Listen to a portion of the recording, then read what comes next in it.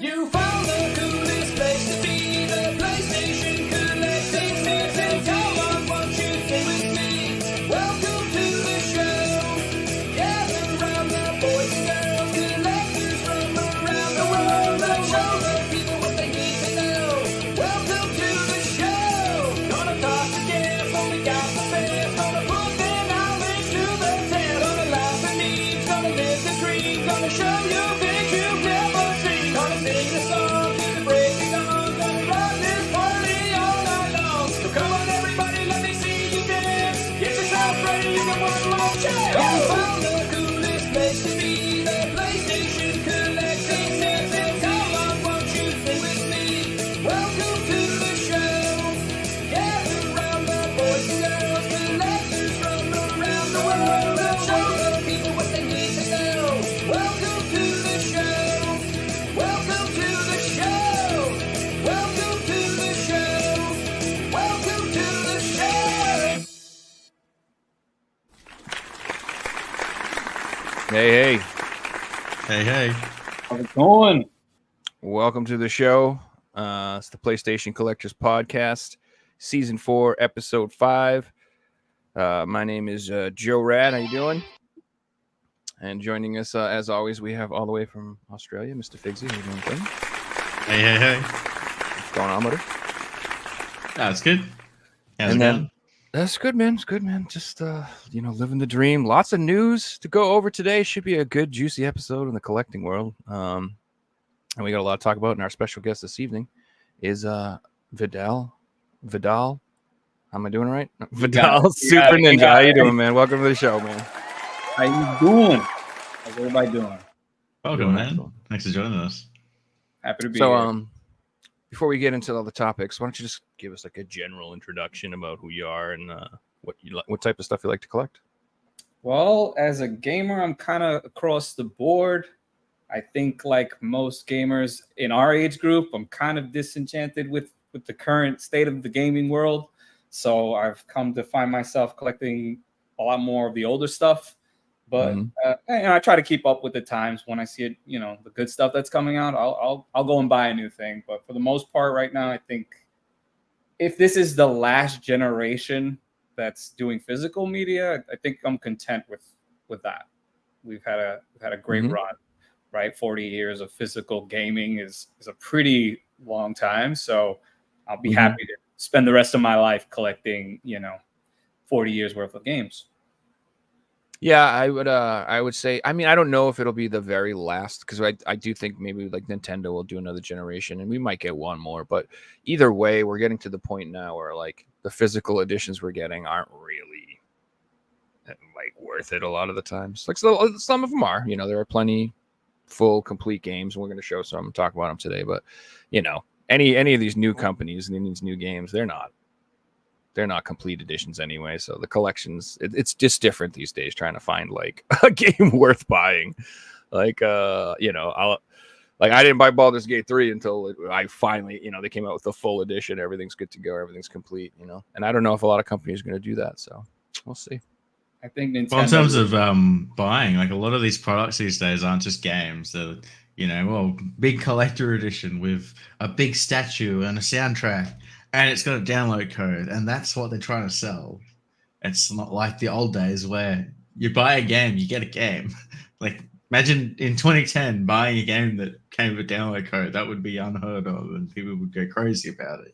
It's just the norm today, and that sucks. Yeah, I think it's criminal that we're selling empty boxes with codes in them. That's just not cool. Like I'm not a fan of that at all. I know Nintendo was doing that for a few of their games on the Switch. Despite that, though, I do feel that Nintendo will probably be the last physical media holdout. I just feel like Xbox is clearly on their way out with that.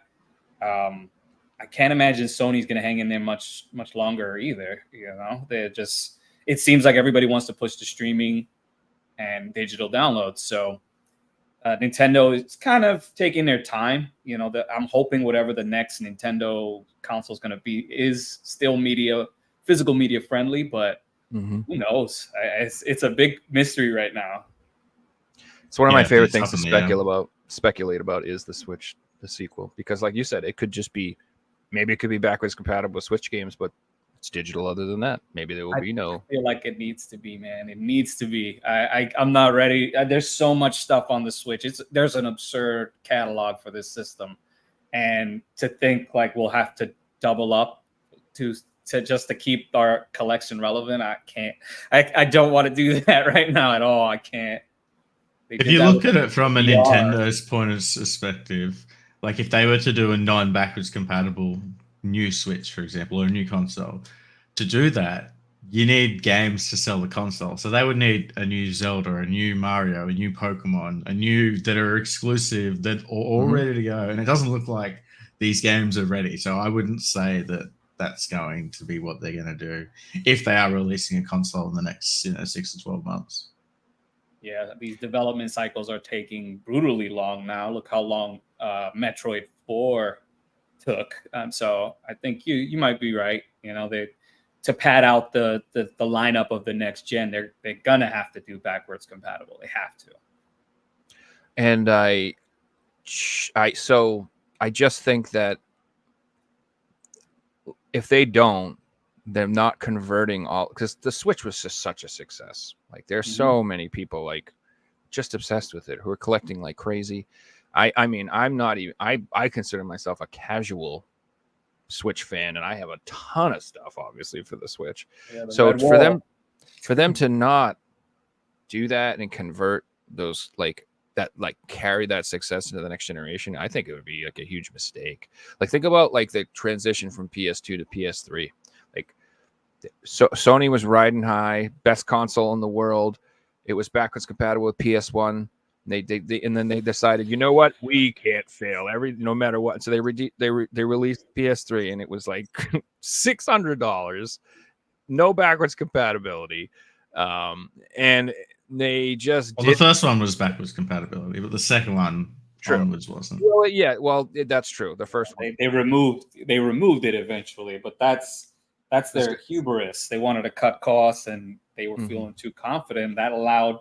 Look how much of a game changer that was. It allowed Microsoft to come in there with the Xbox 360, and I mean, for a while, it felt like they were dominating, right? Like they were For a few years. Great, it wasn't until the PS3 had games that the Xbox 360 just couldn't compete with, and like later in the life cycle, we were still getting games like The Last of Us when 360 were giving up and they were already ready to drop the Xbox One. Well, they were throwing Connect games so far down our throat we couldn't we couldn't stomach it. I mean, that the last couple of years of the 360 and those first years of the Xbox One were miserable because of the Connect, and I think that was a major I don't know, red flag, or they fumbled big time, Microsoft.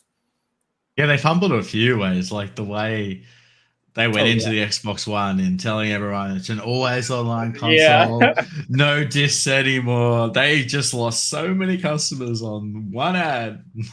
I remember that iconic Sony ad where they're like, this is how you'll transfer games on the PS4. And he like hands the games to his friend, and his friend gets the game.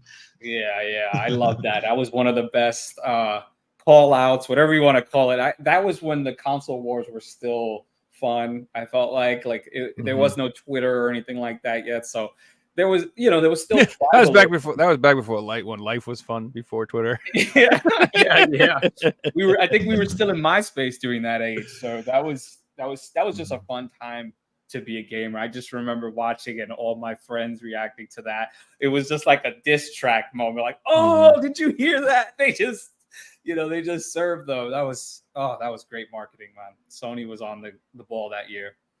Well, Sony's been doing that for a while. I'll always remember the iconic, I think it was in 2000 or 1999, the press conference for the PS2, right after the press conference for the Dreamcast, where they announced the price was like $350 and blah, blah, blah. And the guy for Sony just walks up and just goes $199 and walks off the stage and gets a standing ovation. Literally a mic drop, right? Like that was a great moment. And then they completely they didn't understand that when they did PS3, and it was the exact opposite. So basically, they were like $5.99, and Xbox was like $2.99 or whatever it came out. The 360 was way cheaper than the PS3 when it came out, if I remember correctly. So I think the trouble with that though, Joe, is the PS3 costs like $650 to produce every single console. So they were losing on every console, even at like $5.99, which is crazy. You know, they're like, yeah, and this was years ago too. So this is the inflationary. That thing would have been like $850 today. You'd be buying a PC for a console for that price today, I think, because that's I mean, from what I remember, the 360 was operating on a loss as well, but they were trying. They usually are. Yeah, they were making up for it in other ways, and I think the PS3, or at least the launch of the PS3 and the Xbox One, are the two best examples I have of guys getting too ahead of themselves, letting the numbers do like the decision, like the guys who run the numbers, the suits, because it's not the developers who are making these calls. We know it's the guys who are out of touch. They see everything in numbers and they go, well, we have the ball. We're gonna shoot. We always got to shoot higher and farther, and it almost inevitably implodes on itself anytime something like that happens. We're seeing it across the board now. The whole industry is just slowly kind of, at least in the AAA space, it's kind of imploding on itself because they let too many morons with suits who get all their information and their idea of what gamers want from a chart that some intern handed them. They don't know anything about it, so they want to copy things, and this is like a huge thing. And that's the point you were trying to make earlier about like the Kinect. So the Kinect and then the PlayStation camera, same thing. They both were like, look, everybody loves the Wii. We should be the Wii. Let's be the Wii. We'll start a Wii thing. And they're like, everybody loves motion stuff. And they try to chase these ideas. And what they end up happening is they create like a worse, less inspired, less innovative copycat of the thing that's popular. And they think that's all it'll take. And so that's the same thing you mean with these suits. They just think, they go, Overwatch sold a lot, make Overwatch. Fortnite's popular, make Fortnite. They just take these ideas and they think they can just copy them and release them, and that's all it'll take. And that's not all it takes, and that's not why these games are popular. And even if you do a great job copying it and you make a fantastic copy, that doesn't mean people are going to be interested in your copy. It's like I've been in bands my whole life, and there'd be a band they'd be like, we really want to sound like this band. And I'm like, who the hell wants to go listen to a shittier version of that band? They'll just go see that band. If you like Metallica, just go see Metallica. Why would you want to see a crappier band that sounds kind of like them, but they're just not as good? Like there's no appeal. And even if let's say they are just as good, but there's the same shit, you'll be like, well, this is just a ripoff. It has to innovate and be authentic, and you have to like see some sort of artistic passion in the thing for it to be good and for people to resonate with it. But like you said, it's all just people. Like Concord is a great example of this. Like, God, that game is just gonna bomb, and like it's already cooked. It's already cooked. It's that ship has sailed. We're just that game is the current example of the industry's failures right now. It's the culmination of multiple bad decisions that have led to games like Concord. Concord is a symptom of a greater problem in the industry. I work in TV and film, and it's the same problem there. We're seeing it in the movies. We're seeing it in TV. They're forcing these ideas that don't work in these products, right? It's a bunch of stooges, corporate stooges, making choices for creatives. There are probably great artists on those teams, but they're overwhelmingly outnumbered by morons. So you can't thrive in that environment. You're never gonna. You could be a complete genius, but if you got a moron in a suit steering your ship, it's still gonna hit the iceberg. It's just they call it art by committee. It's not ever good. Like any type of good art, any type of good artist, there's like usually like one, maybe two people driving all of it, and that's it. That's it. Like in bands and stuff, You know, there could be 6 members, but it's usually like one dude who writes all the songs. Yeah. Maybe 2 dudes. And the second they go, hey, the drummer wants to write a song, your worst album's going to come out, because if your drummer was good at writing songs, he would have been famous already for writing songs. You know what I mean? But that person who has the talent is the person driving the creative forces. And like, as soon as you let more cooks into the kitchen, it dilutes it and it takes away from the vision. And another thing that people don't understand, especially from an artist point of view, is like people literally just do not understand the choices that people make, why they make them, and they think they can just change stuff and it won't matter.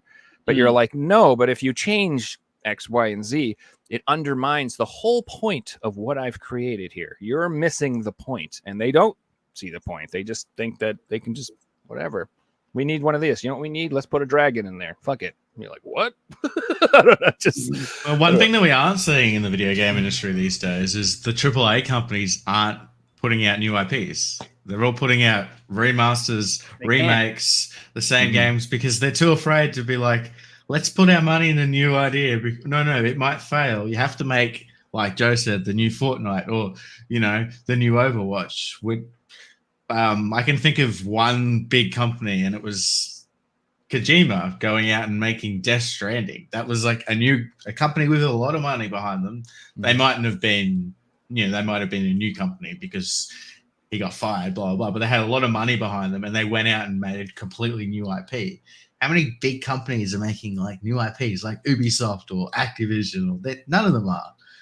It's all new ideas are coming from small games that are blowing up, and then they just copy these little games. Yeah. It's like the same. Again, it's a problem across the board. Unfortunately, all of entertainment, gaming, movies, music even, is directly affected by corporate decisions, right? All of these companies are owned by bigger parent companies, right? And they're all following the same playbook. They all got the same mandates. They all have the same mission statement. They're all trying to get ESG scores up. They're all trying to get those investments from which is weird. I don't understand why business loans are tied to such a strange thing anyway. Like, I don't know. Why?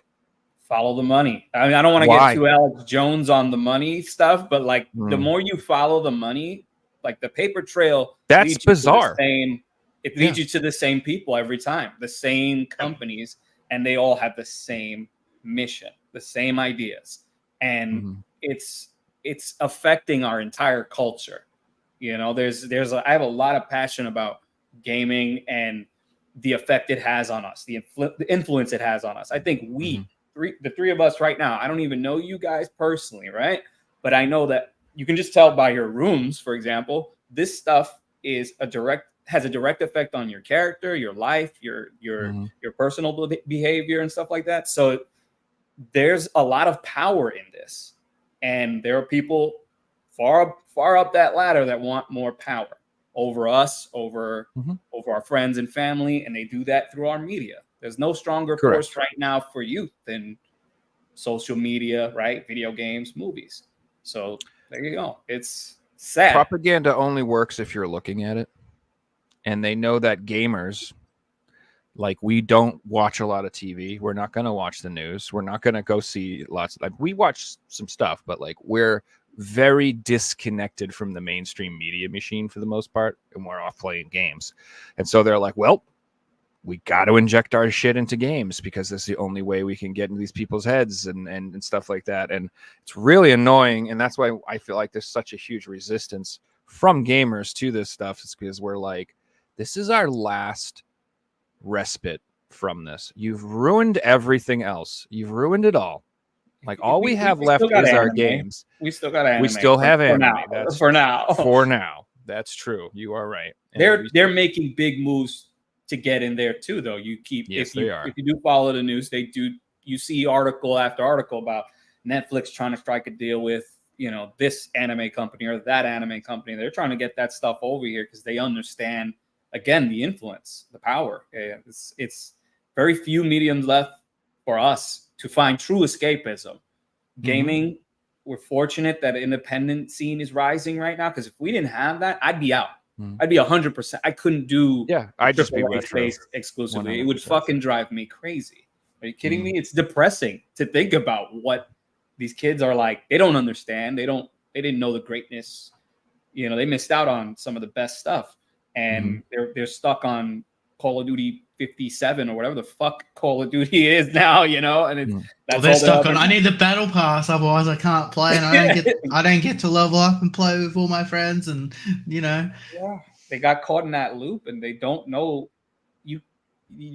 I hope through my channel that I'm reaching out to some young gamer right now who is just interested in something else. You know, I don't exclude AAA talk from my channel necessarily. I do like some of the stuff that's coming out, or at least things about them.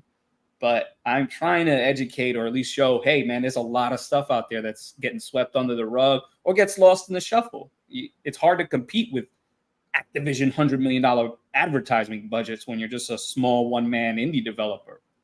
But they deserve the chance to shine too. So it's definitely like, it's not just gaming, it's all terms of enjoyment. I'm a massive sports fan, and I'm having like a real trouble watching the Olympics right now because it's not about the sport. It's about like the ideologies that the ISC want to protect, and you know, it's not just about sport anymore, and you can't just watch it. You need to like pay subscriptions and pay this and pay that, and it's just like, what happened to like just turning the channel on and cheering for your country? I guess not a thing anymore. You know, this is the way I've tried to explain this to people. So these artists, whatever you want to call them, they're activists. We all know this, and they are literally on an ideological conquest.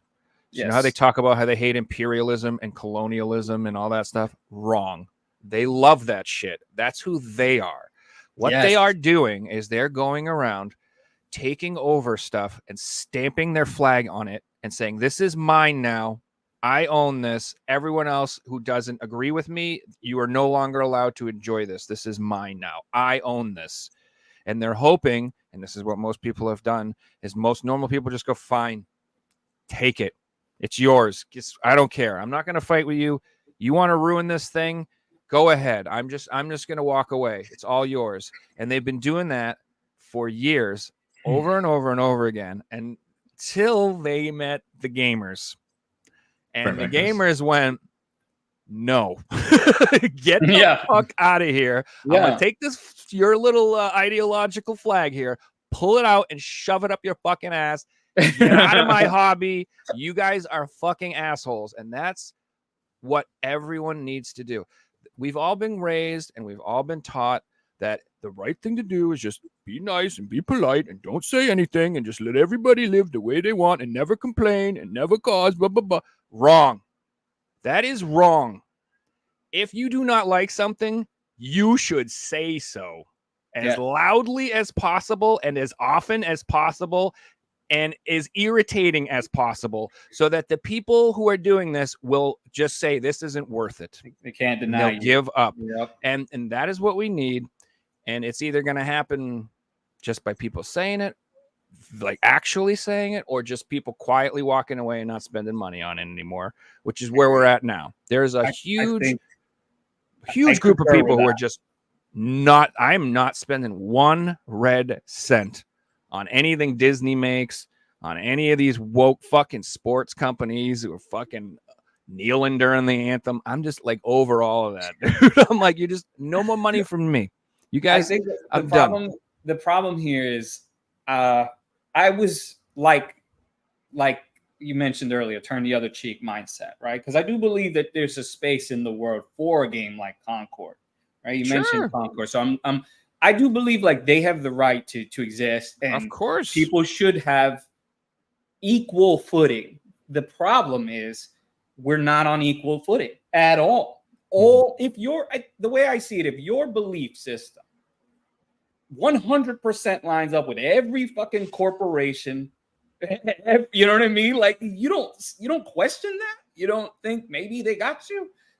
There's the self-awareness of the I don't want to say layman, but the typical, your average person doesn't think, they don't have any self-awareness or situational awareness.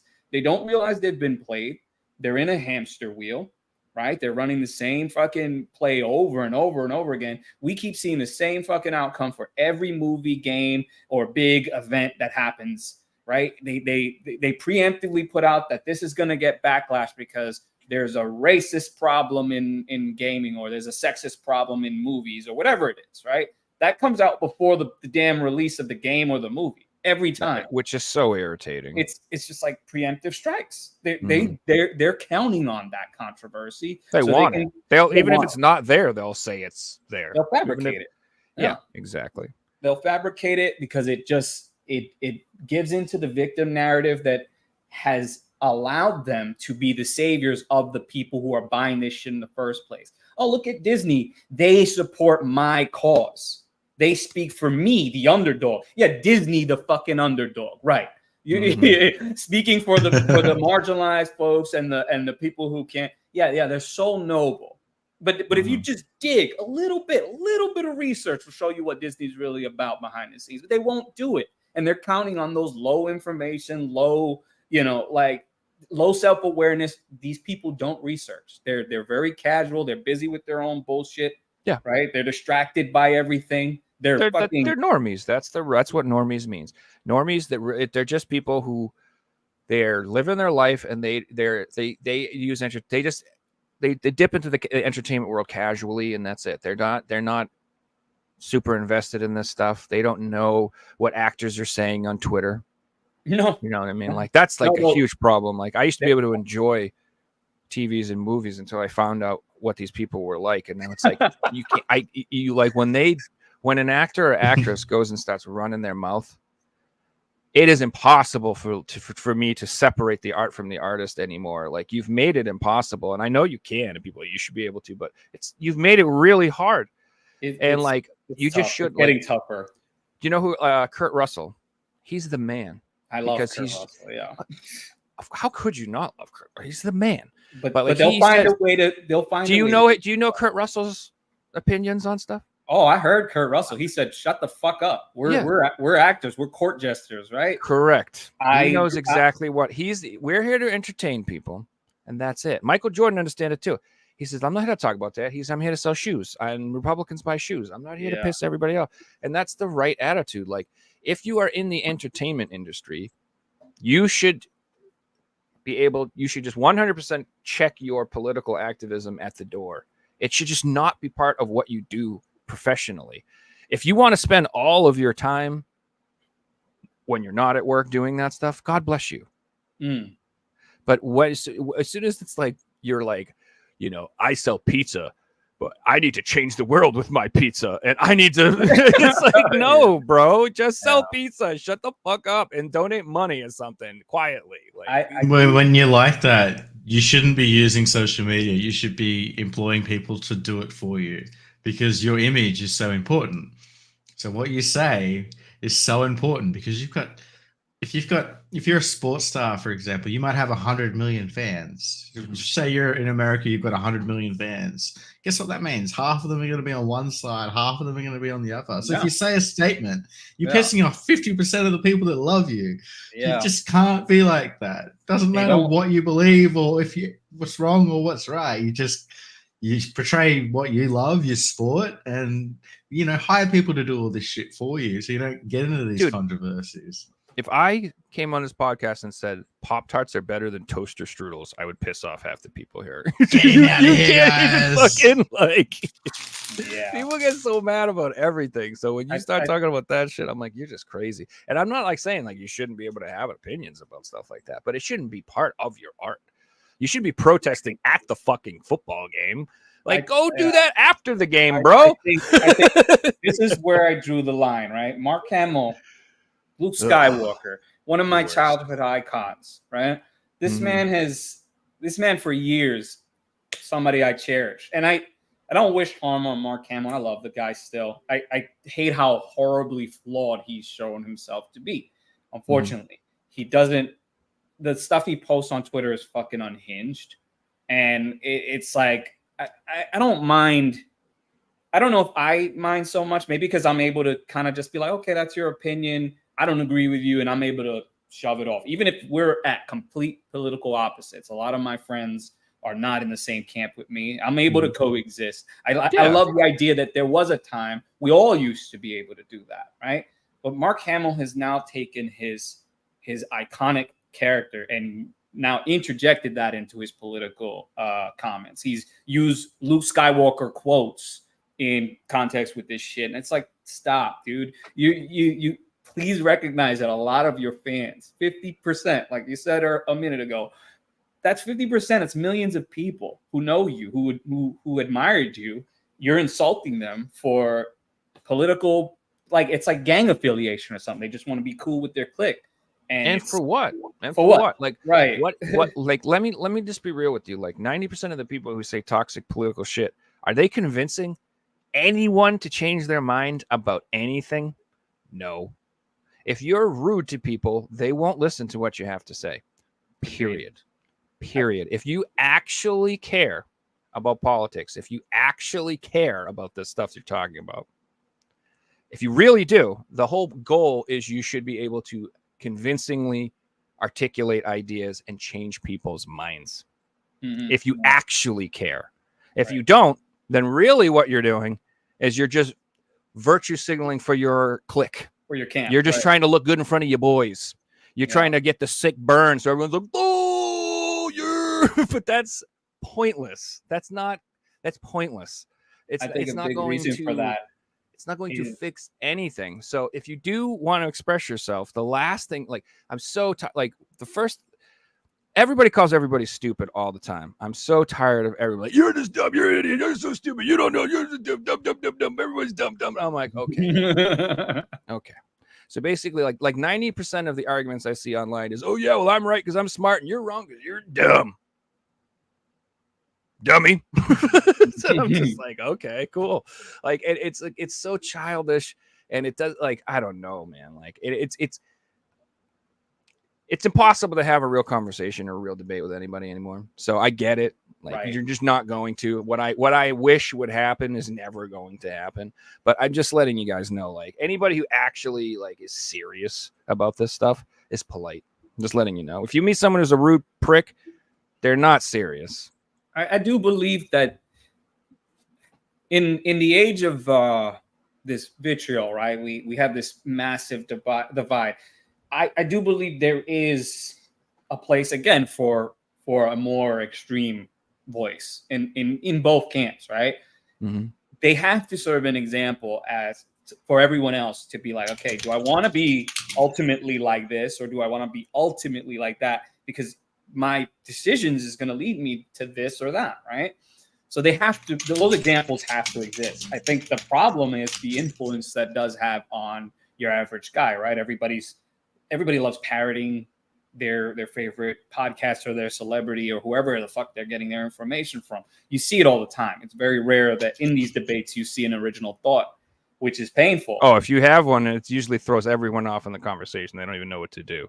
Yeah, I love finding a good debate. I'm coming from a different generation, different mindset. I don't take it personal when someone says, "Hey, man, I think you're wrong." Elaborate. Talk to me. Let's figure this shit out, right? There's got to be some truth in both of our views somewhere, and let's find the middle. Gaming used to be pretty, even in its most toxic, right? The 90s, let's say, during the console wars, like the real console wars, not this kind of like fake console war we have now, right? We had a real console war in the 90s where Nintendo, Sega were really fucking going, right? But you never like wanted to hammer your Super Nintendo friend if you were a Sega kid, or if you were a Sega kid, you didn't want to hurt your you know what I mean? You didn't want to. But now it's like you said, you can't even disagree on that anymore. Like if I say, hey, I like the Xbox, you fucking Microsoft shill, you piece of shit, you don't know what you're an idiot for this. And it's like, whoa, dude, I first of all, I have every console, let's just say, right? So let's start with that. I think gaming is great. There's greatness in each of those, in all of gaming, right? There's a lot of shit on each side too. Let's be honest about it, right? But no one can just be honest in their arguments. They're not coming in with their own thoughts. They're coming in with the extremes. They heard the extreme side of one thing. They resonated with that, and now they're fucking echoing it across the board. Another thing people don't realize too is that we've all, myself included, we've all been preconditioned to debate issues from a certain framework that not necessarily is true.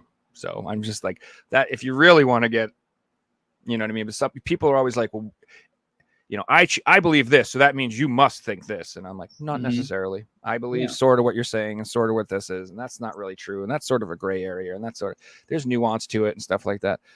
But like, people don't like that. They like to argue the arguments they know how to argue. So if you say this, they know they're going to say this in response to that. So like I say really messed up just I won't express any political opinions here, but like I really know how to upset people who are into that sort of stuff. I don't care if you're on the right or the left. I can drive you crazy in 5 minutes if I wanted to, just like saying logical paradoxes and stuff like that. And I think it's fun just because, like I said, most people, they always think from this certain framework. And I'm like, you should really get outside of that. Like this whole worldview that you have was the one that they gave you in school and the one they gave you from TV and movies and stuff, but you don't have to like think that way. Like you just don't have to. To your point too, with the logical paradox, that when you hit that, when you get them in that, dude, the response is the most vitriol, right? It's the most venomous. It's because now they don't have a response or they don't have a proper all emotion, report, right? So that's when you get called the name. That's when because you just, not only did you just kind of like show them, hey, look, this is the fallacy here. This is the problem. This is where you're wrong. And I'm able to prove it. And now they don't have any program beyond that. You know what I mean? They don't know how to respond. It's exactly. Like it's an NPC without programming. You know what I mean? So now it's just like attack mode, kill mode, you know, all defenses up. And it's sad that I've had great conversations with people just devolve into that kind of shit. You know, what was supposed to start off as a friendly debate or discussion just spiral. And it's like, what happened to discourse? I have had friendly multiple times where some girl will be like debating me about something, and within 10 minutes she is in tears. Well, I don't know, crying. What the literally fuck are you saying to her, dude? Bro, literally the most simple basic stuff to people, but they're like trained to react a certain way, and when I don't react that way, they don't know what to do, and like it frustrates them because they don't know what to do. Like it's like dealing with an alien. They don't know what to do because they've always been able to win an argument with X, Y, and Z, and I immediately just like flick that shit off. Yeah, immediately. You disarm like I said, them. Guys, I could give examples, but I don't want the to topic. Yeah. I wanted to get back onto one of our topics. I want to talk about Xbox. Yeah. Let's do it. Which one we got all riled up talking about this shit because I'm not interested in talking about this stuff. So if you guys want to talk about like our passion for games, but our games have been infiltrated, man. It's almost impossible not to talk about the elephant in the room at this point. We used to just be able to enjoy this stuff. So this is my favorite meme. I did want to talk about the Xbox 360 console, the online store getting shut down. RIP Xbox 360, man. Yeah. So if you've ever seen this is the one where usually it's like with the little dog. He's like, was I a good dog? But it's this time. It's 360. It's time to go. Was I a good Xbox console? No. You were the best. And I would say that 360 is clearly the best Xbox console. Would you guys agree? Easily, yeah. Agreed. Despite its physical issues, right? The red rings, the controllers breaking all the time, the library, and just the environment, right? The Xbox Live experience. I always say there's just certain periods of time, certain games, certain eras in gaming where you just had to be there to really take it in, to enjoy it, to understand the culture and the experience. And that is one era I will always say I was so happy that I got to experience. Xbox Live, that 2005, 2004 through 2009 era, just great times, man. Epic. Yeah, I agree. For its time, it was the best console. But today, the original Xbox is the best console because you can play all the games. Also, the library is complete. It's everything. Yeah, I get where you're coming from. Yeah. Okay. I get where you're pointing. Well, I mean, yeah, as a piece of hardware, I mean, I'm talking just as a good generation in general. I guess I'd say like when Xbox was on top of its game, was that. And now during that the that store's time. shut down, like what console is it? If you put a game in that needs an update, like, and it can't run without that update, are you be playing a game anymore? Or like, you're not playing online anymore. Like, with the enjoyment of when I think of the 360, I think of playing online. Like, I don't think of playing single player games of the 360. There was a few single player games on the Blue Dragon, and there's a couple. But when I think of single player games, I'm thinking of the PS3, and I'm thinking of playing online that era. I'm thinking of the 360, and they've just killed it. I think that's going to be sort of the issue with all of these console generations going forward, right? Like, there are a lot of PS4 games, but eventually that's going to, fizzle out too, right? It's all this. The further we get into digital era of gaming, the less there's going to be to salvage for these consoles as they become retro consoles, right? So yeah, that's a good point. And I hadn't even considered that without the Xbox Live itself. What is the 360 at this stage? It's an interesting thing. I got to think on that. It's I mean, you're definitely right. But I'm curious about the collecting too, because do you think like this fever pitch everyone's had for 360 is going to finally kind of taper off now that the store's finally closed? Because I feel like the deadline for the store closing was what kind of freaked everybody out and caused that madness. Same thing happened. Remember when the 3DS stores closing? Now when the 3D, everybody's went crazy and was buying 3DS, but that's kind of tapered off a little bit. Do you think the Xbox 360 will kind of like come back a little bit down now that this I feel like it depends on the game, and if there's exclusive games that aren't available on any other consoles and they're single player games and the great experiences on the 360, those prices are going to go crazy because the store's down and people are going to make videos about them and you have to play this hidden gem on the 360 because it's an exclusive and that's the only way to get it, and now the store's gone, you have to get the physical version. There'll be games like that, but there'll be plenty of games that, just get the remake on PS4, or you can still play it on the PS3, or you can just play it in this way. So don't worry about that version, and then those prices will come back down. There's a lot of games on that system though that have no chance of getting re-released. Like they're just like the companies involved with their original release are gone completely, or and they're just going to kind of fade into obscurity. Those games for sure will be like licensing issues and there's just too many issues, right? Like look at what happened with some of the think of what was it, Def Jam Vendetta, right? That you're never going to see a Def Jam Vendetta remaster. It's just too expensive. So granted that's a PS2 era game, but I'm just using an example as like there's a lot of those type of games I think that will definitely shoot up. I think in the immediate future maybe some of it will taper off, but those very specific Xbox exclusives, no.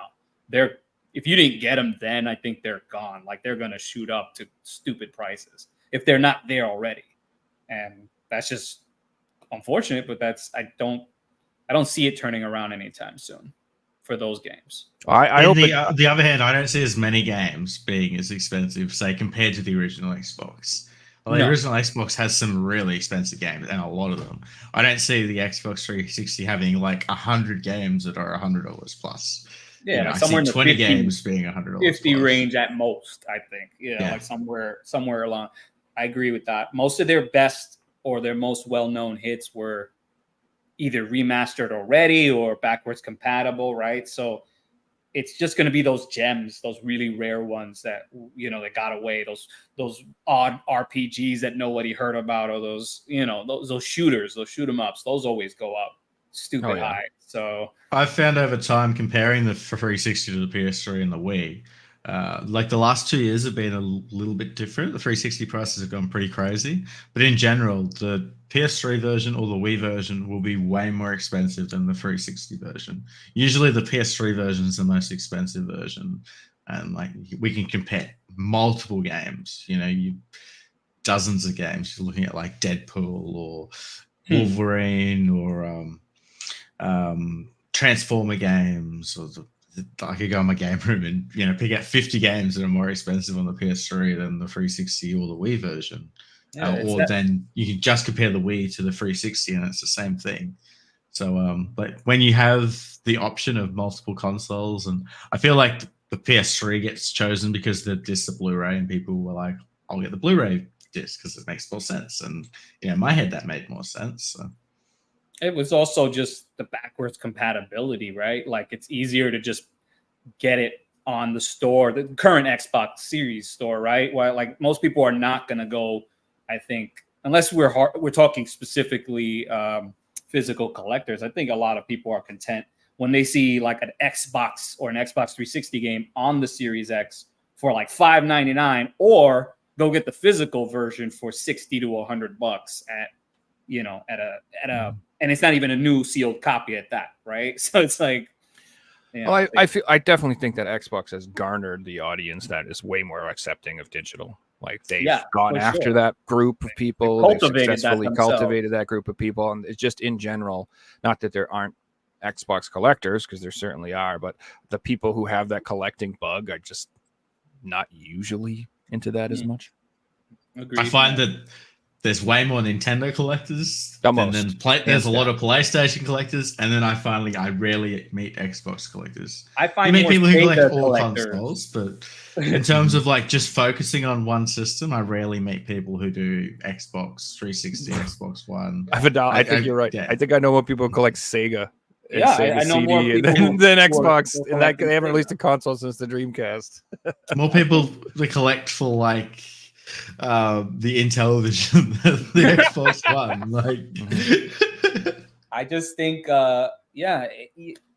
think about Microsoft's core hardcore fan base, right? These are PC guys, or most, at least people who were favorable towards that. So, yeah, a lot of them were conditioned well before the digital era had entered the space, right? PC gamers were already kind of getting conditioned before any of us to kind of relinquish their physical media. So yeah, it would make sense that there would be less 360. I feel like Nintendo is the most collector friendly, or whatever. The hardcore collectors are most commonly found there. So yeah, I feel that. And for good reason, right? Like there's a good reason for that. Nintendo will, I think sometimes when they do release a game, they don't give it the same treatment that it always deserves. Like I think sometimes they get it right.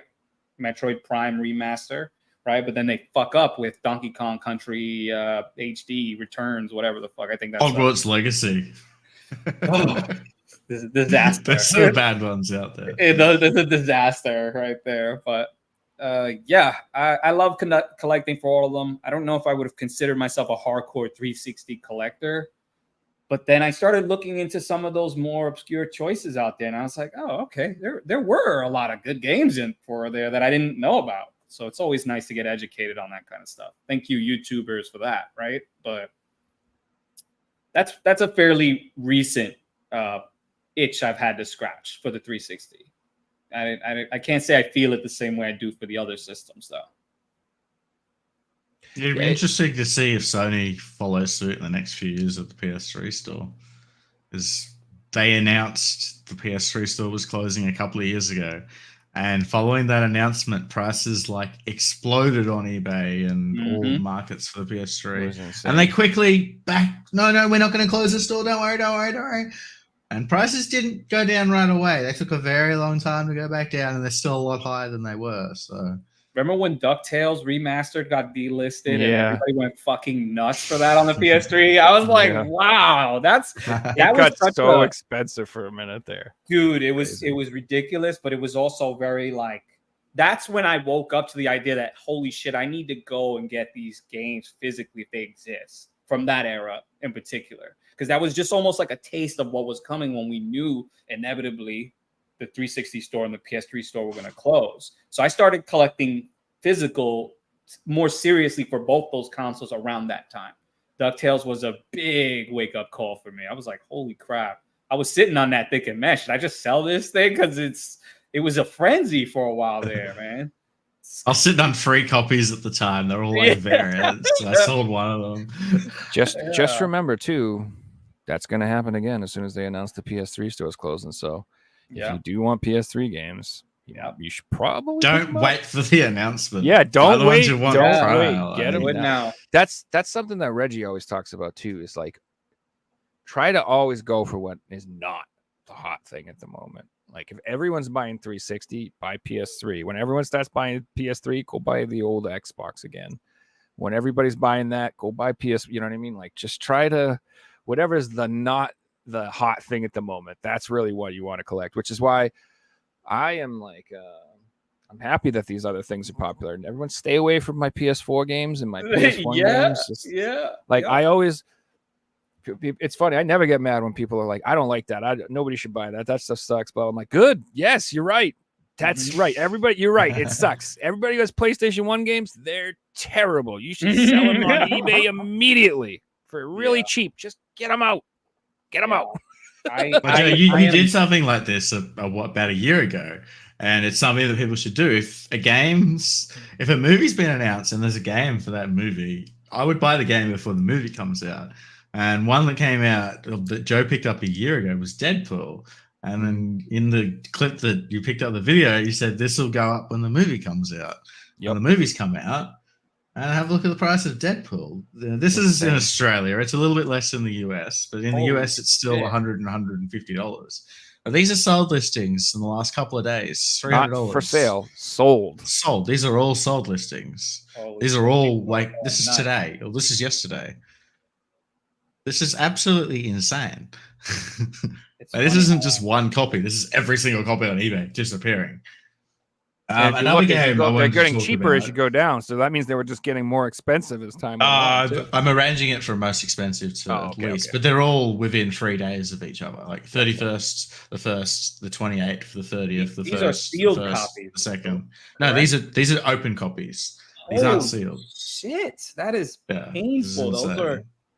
Those are crazy prices. I love Deadpool. I'm a huge Deadpool fan. I ain't spending $300 on no goddamn PS4. So if you're in the US, you're in luck. It's only about $100 to $130 right now.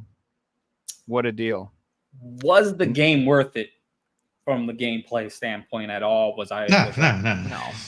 It's a short spin-off movie. It's a $20 game, if that. It's not even a good game. If you looked at my that clip, which I wish we had it. I was so excited because I got that game for $10, and at the time it was selling for $40, and I was like, "What a deal! Yeah, guys!" But like you said, I was like, "Make sure you get this before the movie comes out," because it's the same thing that happened with the Spider-Man games when the Spider-Man movie comes out. If a Captain America comes out, the Captain America game is going to be more expensive. If a new Thor is coming out, the Thor game it's I'm telling you, like you said, if there's a movie while we're on out, expensive games, Back to the Future has just shot up in price recently. I don't know about America. I haven't looked up the American price, but copies in Australia are going for $300. Wow! And I have this too. Absolutely insane. This was one of the Telltale games, and I actually enjoyed it quite a bit. It felt like I enjoyed it too. It was fun, right? It's like a sequel around town and everything. Like its own sequel to Back to the Future, like a Back to the Future 4. And I appreciated it for that. It didn't step on or trample on the original trilogy in any way. It felt like a natural extension of those movies, which I enjoyed it. But for $300, no fucking way. Well, what's interesting about this is it was always expensive. This is always an $80 to $100 PS4 game. But most of the $80 to $100 PS4 games all got reprinted. Obviously, there's license issues behind Back to the Future. Clearly, Video Game Plus aren't reprinting that. So, that's same reason they're not reprinting Deadpool. Exactly. Yeah, Deadpool's not getting a reprint. You know how much money it would cost to reprint something like that? It just doesn't make sense in producing it. I'm actually really shocked that they're relicensing Marvel vs. Capcom 2. I thought they were never gonna go there. I thought that was never coming back out again. I can't imagine the price tag on that thing with all those characters and everything. But I guess with Marvel kind of hurting the last couple of years, this would have been the time to do it, right? So it's free money. Why wouldn't they do it? They don't have to do anything. It's not like they have to, they just have to let them re-release it and take a cut. I don't see why they wouldn't. I wonder how much it would have cost them to do that. I'm curious. I'm gonna look into that because that is a story that really does fascinate me. Because licensing is a nightmare from especially it's a big reason why Infinite Marvel vs. Capcom was such a shit show because they had licensing issues. They couldn't get half the cast back for the games, or Disney didn't want to spend the money. They didn't want to help Fox characters get highlighted, so they were being real stingy. But I guess now they own it all. So here we go. Marvel vs. Capcom is back. It's about time. Another game that was crazy. Another game that's gone crazy too. Just so you know, it's like the Wolverine. I heard Joe hates the NES. Yeah, you know me. Freaking stupid 8-bit games. Freaking, I love the NES. Get that. What? I was so confused. I'm like, wait a minute. With a name like Joey Rad, you have to love the NES. Man. Bro, you can't. It's an inside joke. Dad's Game Room. They have a show, and they did an episode on the show about like the NES being overrated or something. So I've been giving him shit about it for like weeks because it's just a crazy thing to say. Good, yeah, fight for that shit. But he's smarter than me. That's how. If you want to grow on YouTube, you just say crazy shit like that, and then people will come in your comments. It's like I don't know how you. There's nothing that pisses me off more than those type of guys who will say something like that for the sake of clout, right? And it's he wasn't doing that. They're younger guys. Okay. So they're just trying to approach it. Yeah, it's and I get it. It's the same way. Like if you took a kid and gave him an Atari, they'd be like, "What the fuck is this?" I like Atari because I'm cool. I played Atari. I mean, I get it, but I can totally understand people not vibing with it who never grew up with it. Nintendo, it's a little bit of a more bitter pill to swallow for me because I'm like, no, it's really good. But there are some Nintendo games that I think are really good, and I play them, and I'm like, this is bullshit. This game is bullshit, man. Like but the back, Ninja Gaiden. Speaking of ninjas and all this, I actually decided recently to play through that game, bro.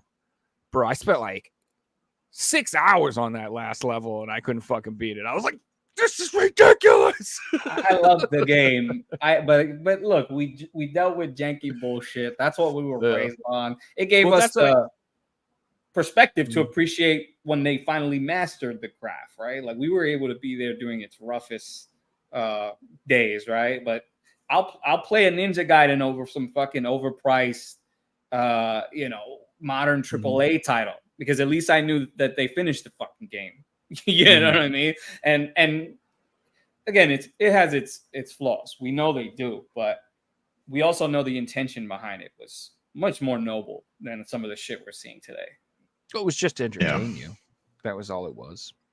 And the other thing too that I like, I think that there was a sense back in the day, like especially up through like I'd say PS2 generation, where just games were intentional. Like they knew that the main focus was to be fun. That was the main point of a game. It was to be fun, not to be serious, not to be deep, not to be cinematic, not to be emotional, not to be any of that stuff. It was just stupid and silly and fun. That was the whole point. That was the point of games, just to have fun. And I think like a lot of developers these days, they take, they've lost that.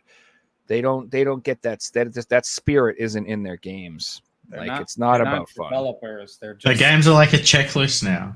Let's make the game around the trophy list and blah blah blah. Yeah, let's put in 1,000 collectibles. Yeah, exactly. If we put in 3,000 side quests where they go and collect eggs, that'll be great, right? No, that ain't fun. What are we doing? It's about runtime now as opposed to substance. And again, that comes down to a combination of lame creatives, right? People who are not creative at all artistically, and then combined with corporate overwatch, right? So you have the combination of two of the lamest groups of people ever telling people who can actually create, right? Artists. And unfortunately, it's like they get shafted every time, those artists. Because there's brilliant developers out there. They're just outnumbered horribly. Talent is becoming more and more rare in that space, and that's why you have more and more indie creators now because I love those games. I'm much more of an indie fan. Like I think so, yeah, and that's also I like prefer collecting those games physically too because they're usually complete. They're done. Yes, You know what I mean? Big selling point in 2024, which is Except crazy. for Stardew Valley. That shit's never done. Fuck that game. I love Stardew, man. Come just on. like I love that game. DLC will always be free, and he's I like, love It's Stardew true. Valley. That is It's a true, great but game. whatever version of Stardew Valley I got on that PS4 disc, boy, is that not what I had. That is not what the game is I now. think they're at 1.8 now, I think, or something like. I might be even wrong about that. They might be even further. I played that game so long ago. Like my girlfriend was like, "Have you done this or that?" I'm like, "What are these places you're going?" They didn't even exist. There's a whole other island in the game now that wasn't there when I played. I'm like, Yeah. I've done 1.5. I haven't done 1.8 yet, so we'll have to at some point, Joe. Like, get we into really that. do. We should. We've been talking about it for 2 years now. I love. We were Stardew, talking about man. it before it came out. It's come out, and we still haven't played it. It's nuts because it's still a thing. It's still happening right now. There's probably another update that we're not even aware of right now. No, we're getting Haunted Chocolatier. He's gonna stop Yeah, it. well, I hope not, because I want to play his new game. Yeah, me too. But make the new game, bro. Cut it out. Stop adding. Let's get the show on the road, right? Before I forget to talk problem about with it, Stardew is every time a new update comes out, you have to start again. You can't just start off from where you took off. It doesn't feel right. And it's like, I got 200 hours of content just to catch up to where I was. but you have to start a new farm though, like you said. You can't. That game is all about like maintenance and like knowing your routine. So if you take a few months off and jump back into your old game, you're just like, what the hell? I don't know what to do. I don't even remember what to do. Like you need to kind of like build up that routine. So it's like, yeah. So I wanted to, before I forget, you said you work in like the film and entertainment industry. What do you mind just telling us what you do? And that I find that fascinating. So, Well, primarily I'm a stunt coordinator, a stunt man, whatever you want to call this. My main, I guess my bread and butter, how I would make my money. I'm the guy who teaches the actors or actresses, whatever, how to look like an action hero. I teach them the proper movements. I'm the guy who puts the fights together. I work with the photography crew to make sure the camera's in the right position when we're throwing these punches or these kicks. And yeah, that's my main thing. I do kind of dabble in every kind of position. I want to be a director, ultimately an action director specifically. If I had to use an example of what kind of films I want to make, something along the lines of Jackie Chan, like even Kill Bill is a big inspiration for me. I love what Quentin Tarantino did there, and Matrix, right? More recently would be John Wick movies. I love those films. So yeah, that's Jason Statham movies and like stuff. Statham. Yeah. The Transporter was a great film. The first one especially was so awesome. Just there's like I grew up with the classic Kung Fu, Jet Li, Bruce Lee, like films. And those films are like 40, 50 minutes of just combat and like maybe 10 minutes of talking. And that's the kind of movie I want to make. Like, fuck it. We just want to be entertained. We don't need to pander to this crowd of people who need to be politically energized or anything like that. Just go to the theater, get your popcorn and be entertained. Come out laughing or feeling whatever it is we want you to feel. That's it. I missed that. I need to watch a Yakuza game being done in a movie. Where they just decide conversations by fights. Yeah, like Shenmue. If that were a movie, like that would be kind of like what I want to do. Like something where it's just like classic Kung Fu. Just give this guy a reason to beat somebody's ass and make it look cool. And who we don't need to be lectured in every movie we do. Let's just have fun, man. Like you said about video games, man. It's supposed to be about fun. That's my focus. Yeah. I don't understand. Everybody takes themselves too seriously. Like I don't get it. Like, man, like if you like talk about old action movies and shit, like I was a huge Van Damme fan. If you like fighting movies, I love that. Van Damme. I love Van Damme. And like you go back and watch those movies. They're silly, dude. Hard Target. Come on, man. This is a goofy ass movie. Double Impact. There's some goofy ones, man. But they were supposed to be. They weren't trying. That's like you said. They were just trying to be fun. They were just trying to be entertaining. They knew that it's just more, have some action, some fun explosions, some cheesy one-liners, and like that's it. It wasn't trying to be too much or try so hard.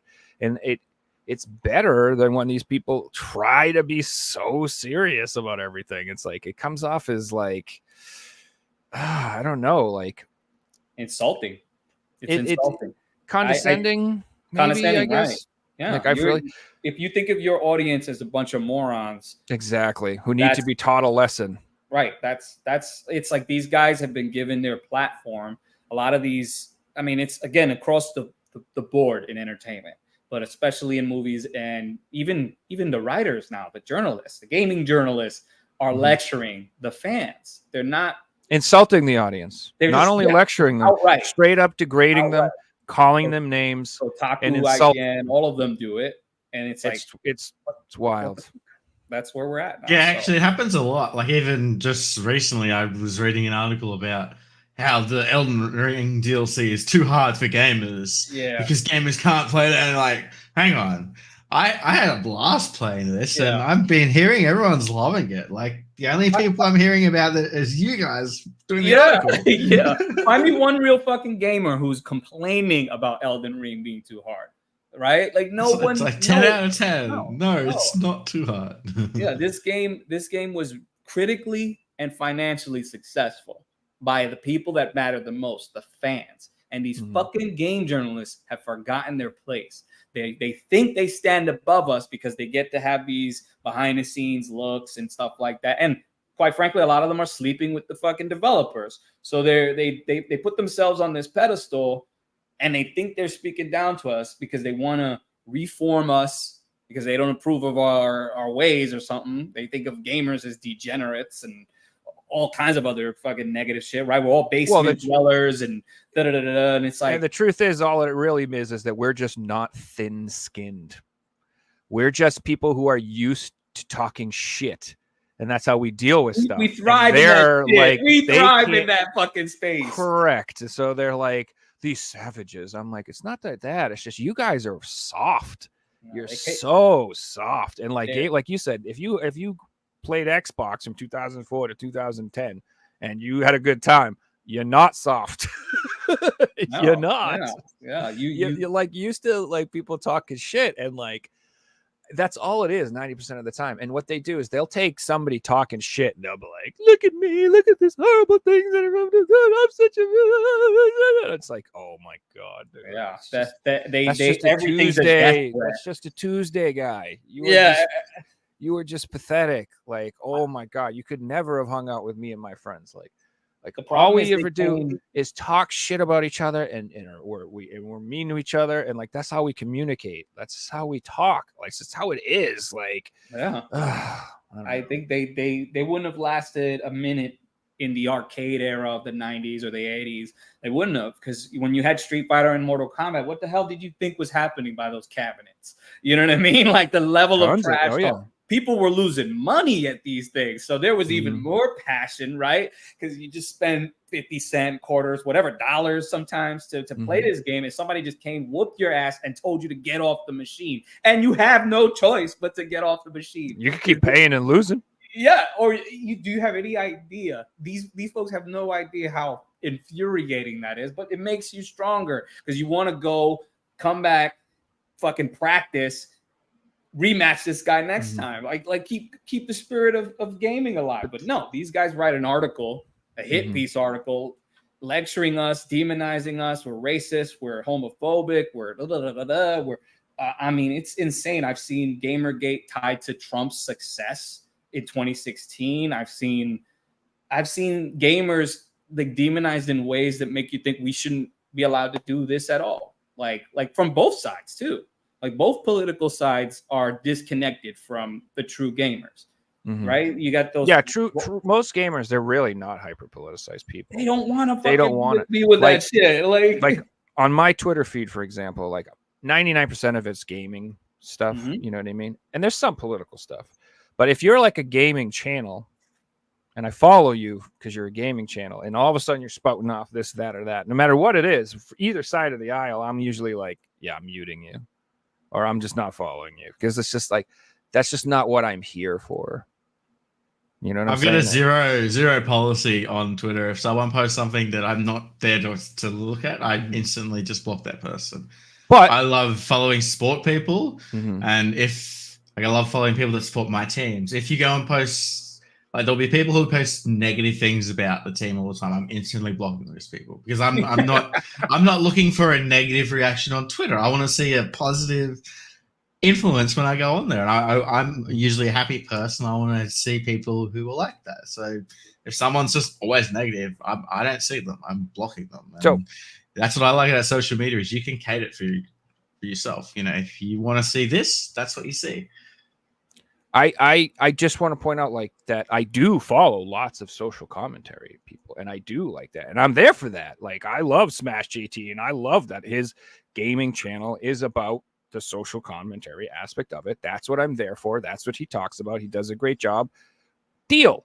Like I knew that's what I was signing up for. It's when you sign up for it's like it's the same reason that the people have the problem with the movie industry and the gaming industry. He says, I didn't sign up for this here. Yeah. It's not that I don't have these opinions and I don't care about this stuff and I don't want to talk about it. I do. I just not in Star Wars. Get the fuck out of here, dude. Like, get out of here. What? Go away. It goes back to Mark Hamill. Not in Willow. I wanted to watch a Willow movie, bro, about a little Mitch who can do magic. What the fuck is wrong with you people? See, this is what I was getting at before, right? With Concord. I think Concord has the right to exist and crash and burn if it wants to, right? Of course. If it succeeded, it would prove that there are gamers who want this, but it didn't.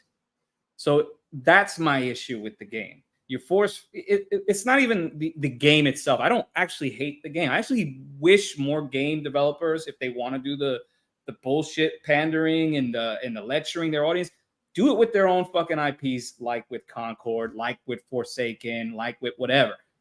Your money to burn. I don't give a fuck.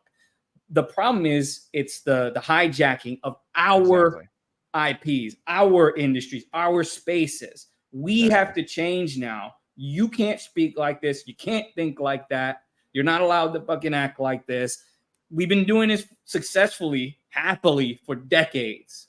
And now, because corporate America can't handle a little bit of heat, a little bit of controversy, anything that isn't rounded corners, they got to change it right away. Speaking of rounded, you're not allowed to like boobies, Vidal. Neither are you, Figsy. No boobies. I know we've all liked boobies as men for thousands of years. No more. That's the other thing I see on my Twitter feed. Yeah, you guys would love my Twitter feed. I worked on a podcast. Safe for work, that's for sure. I worked on a podcast called Chrissy Mayer's Wet Spot. Dude, I love Chrissy Mayer. She's the best, and a lot of the guests we had there were titty friendly, and all of them will tell you that they love games like Stellar Blade, right? Like that's a big one. Girls want to play as pretty characters too, dude. Right. They don't want to be ugly. Why the hell would a girl want to RP as an ugly person? Why would a guy want to do that? Why would anybody want to do that? Nobody does. It doesn't make any sense. Why would an ugly person want to be ugly? Exactly. Why would an ugly fat person want to play as an ugly fat person? Oh, they don't see want myself to in this hideous ghoul. Let me select that fucking ugly character. But just give us sliders to like adjust between the two. We've got options. Yeah, that was last week. Even in old games, if you ever had an option between a male and a female character, I always picked the female character, especially in RPGs, because you're looking at them from behind for like 100 hours. I don't want to today they would tell you. Today they would tell you you're trans. That's just the way it is now. You are, and you got no choice. Even if you even allude to Figsy. Yeah, if you even allude to the idea that you might want to play as females, well, you got to be one of them. I mean, it's just the way it is. And I think most of us have done that, right? We play a game where we can customize or select a character, and yeah, we're measuring our character a little bit taller than we are in real life, right? Our arms are always going to be a little bigger than our real life arms. Of course, it's a game. You want to play as a superhero or someone stronger. You know what I mean? It's an RPG. I usually add like dreadlocks and stuff. And I don't. Even if I make my character look like me, it's gonna be my idealized version of me, right? Like me after I went training for a year on a mountain somewhere. That's the version of me I want to play.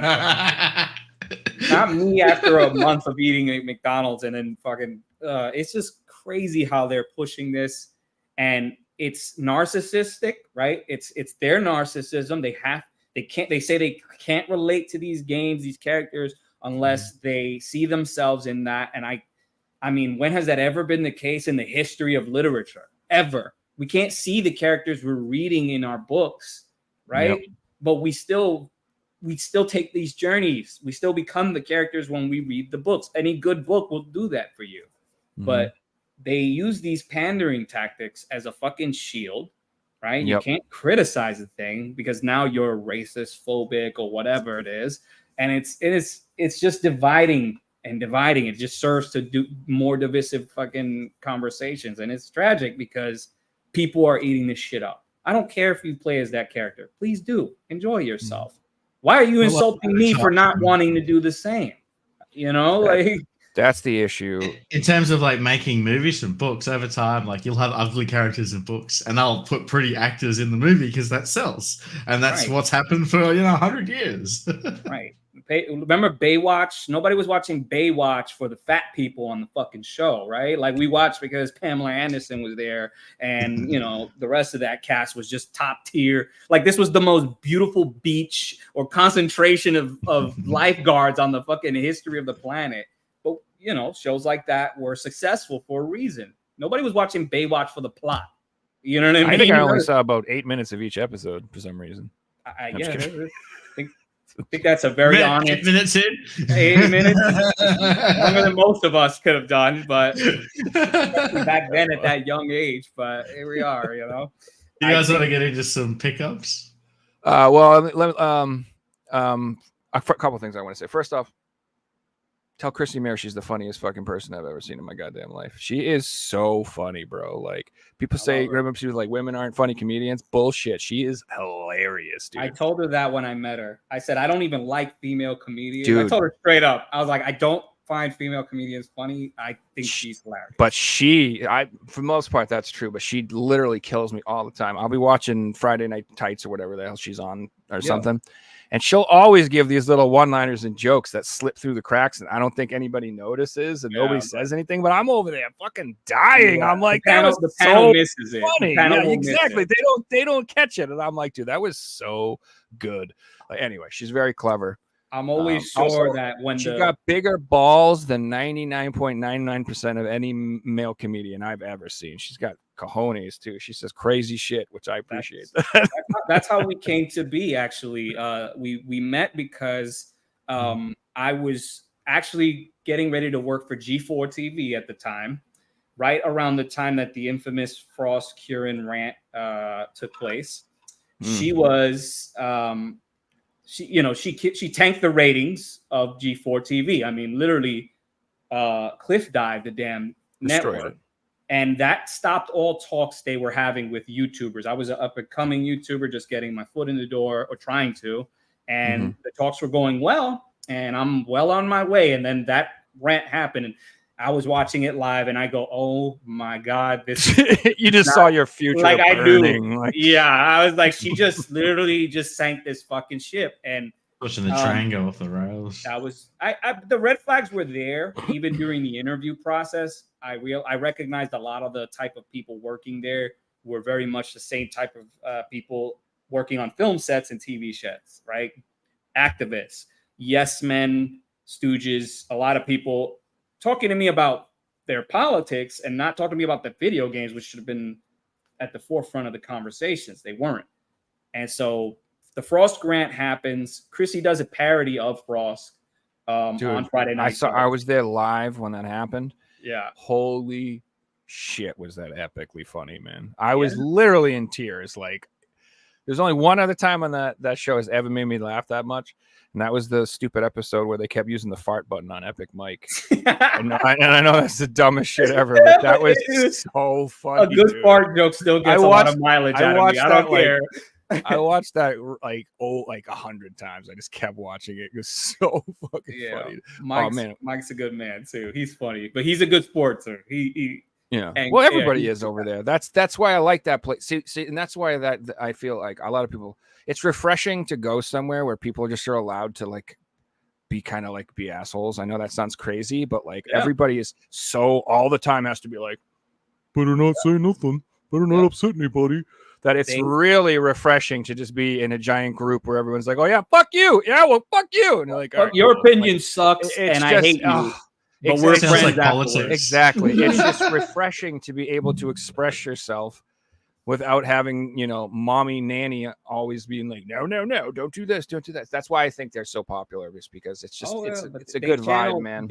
I told Chrissy when I met her, I said, "You guys are G4 now," and this is Yeah, why I big had to time. work with her, because Yeah. that was the energy of that G4 originally. The original iteration of G4 Was cool. was the real gamer energy, Mhm. that real gamer vibe. It was terrible sometimes, right? The humor sometimes didn't miss the mark by a million miles, but they just laughed it off and kept it going, right? It was juvenile, it was stupid, it was silly, but that's us.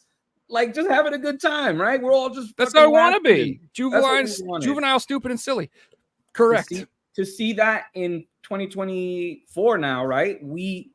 F&T and groups like that, they are, I guess, spiritual successors to that old G4 mindset.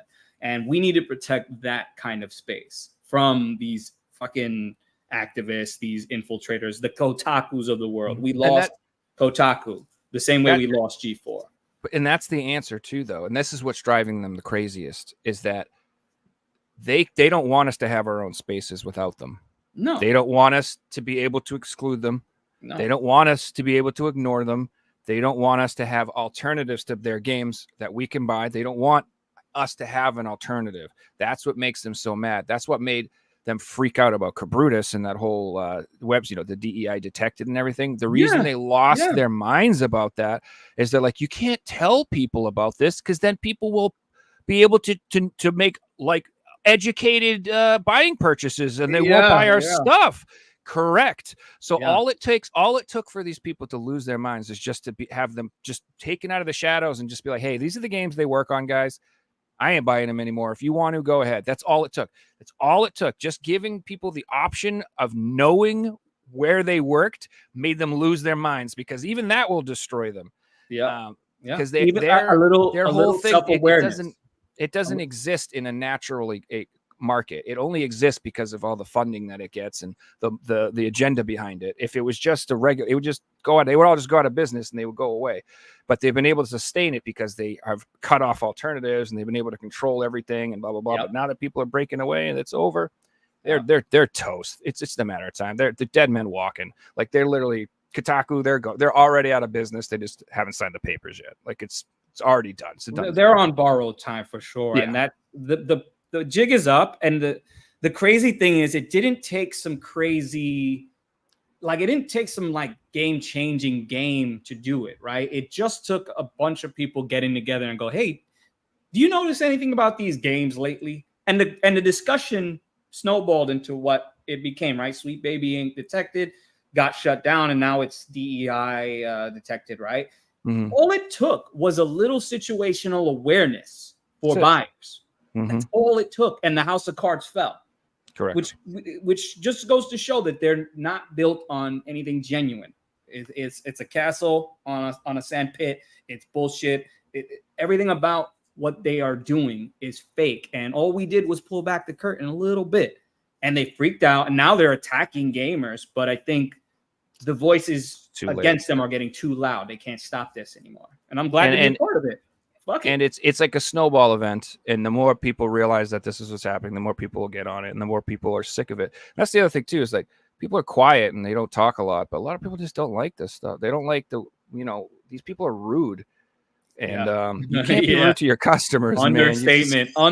They're hateful. Now, speaking of things that suck ass, speaking of things that totally suck ass, supposedly Black Myth Wukong's physical edition will not include a disc. That's heartbreaking, dude. I didn't know that. I am just learning that right now. I saw this like today on Twitter, and I was like upset about this because I'm very much looking forward to that game. Yeah, me too. It looks fucking awesome. And supposedly that's the rumor, no physical. What's the point of banking a physical then? Like, to sell you an empty box with some bullshit in it, full price. Well, I'll tell the same thing to Black Myth Wukong people. Same thing I said to the Baldur's Gate people. I'm not buying your game until it's released on a physical copy, and it has to be a physical copy that is at least functional without an update. I don't care if it's the complete game. I don't care if it has DLC missing. My only rule nowadays is that if I buy your game and I don't have the internet and I stick it in a PlayStation, can I play the fucking thing? And if I can't, then I am not buying your game. Period. I'm just not buying it. If it does not work without an update, I don't want it. Hellblade was the other one, right? That did that recently, where it's just digital only, right? Yeah, they didn't come out with the physical for Hellblade 2.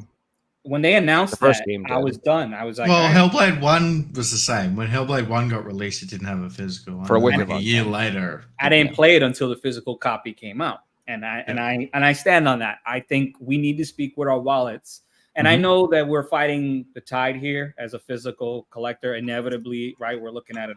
We're not going to defeat the digital future. We just need to preserve physical. Right. At this but point. I will be happy to spend the rest of my life, if it goes that long, just fighting for this, because I believe that there is something to physical media. It beyond just the obvious, like superficial things, right? Liking the way it looks. I think as humans, we're just being conditioned to accept anything and to fucking own less. And they're pampering us, making us easy to coddle. That's why we have this generation of fucking activists who've never really owned anything. They've never built anything of their own. They only know how to take what exists, right? They accommodate they fucking commandeer their brands, their IPs. They take over because they can't create. They don't have the creative bones. And then what they do is they make a shittier version of what they took over. They make a crappier fan fiction, shittier, watered down, immature, B tier fucking version of it. It's so frustrating. It's like no one's ever going to convince me that they're doing it better than our legends and our, like these originals. It hurts. So, did you hear Disney's making a Goonies show? I'm sure that'll be great. Can't wait for them to ruin the Goonies. What else have they not ruined? I'm at the point in my life now where I'm just like, please stop destroying my childhood. They have a new Never-Ending Story coming out. Oh, they have a new Goonies coming out. Like, dude, just stop. If you remake the Monster Squad or something, I'll freaking lose it. Just stop. Get out of here. They can't create unique IPs anymore. They don't have the balls to take the risk, for one. And that's, again, because their budgets are out of control. If you're on any set or studio working on a game or in a movie or on a TV show, you quickly learn that there's dozens of people that don't have any reason to be on that set, but they're getting paid top dollar for some fucking reason to fill some quota or whatever it is. Yeah. And that is what's ballooning these budgets up. That's why Spider-Man, the game, cost more than the fucking movies did. You know what I mean? Like, where are we with this? Where are we going with this? This isn't sustainable. It's going to collapse. They're going to destroy the industry, and maybe we're overdue for a collapse, I guess, but realignment. Yeah, definitely a market. Some major shakeup has to happen because it cannot sustain itself at this pace. It cannot. These games are costing more and more money. They're making less and less in return. Systems in place like Game Pass aren't going to help that. It's going to be worse. It's going to get worse. Well, that's what I wanted to add. You're saying that like we need a shake up, but the industry's going the other way. Well, the industry's going into a more of a, the big guys control everything because we now release our games on Game Pass day one. So you're not getting game sales anymore. You're going to get 5% of Game Pass sales if they download your game. And this is how much money you're going to get, and that's it. We get everything else, and that's it. Or release the game yourself and don't have it on Xbox or don't have it on PlayStation.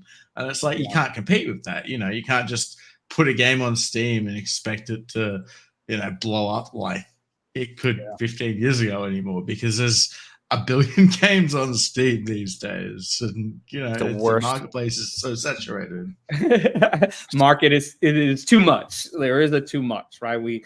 I think an example of too much of something would be like the Wii, the first Wii, right? Too much shovelware hurt the Wii, or at least our reputation of the Wii. So, I think it's a weird. I try not to get black-pilled, and I say, and that's why I have my channel too, because it's like I want to stay positive about the world of gaming and what I love about it. But man, we do need a big shakeup. We need a purge. And that only happens when we, the gamers, truly put the fucking hammer down on what we're doing with our money.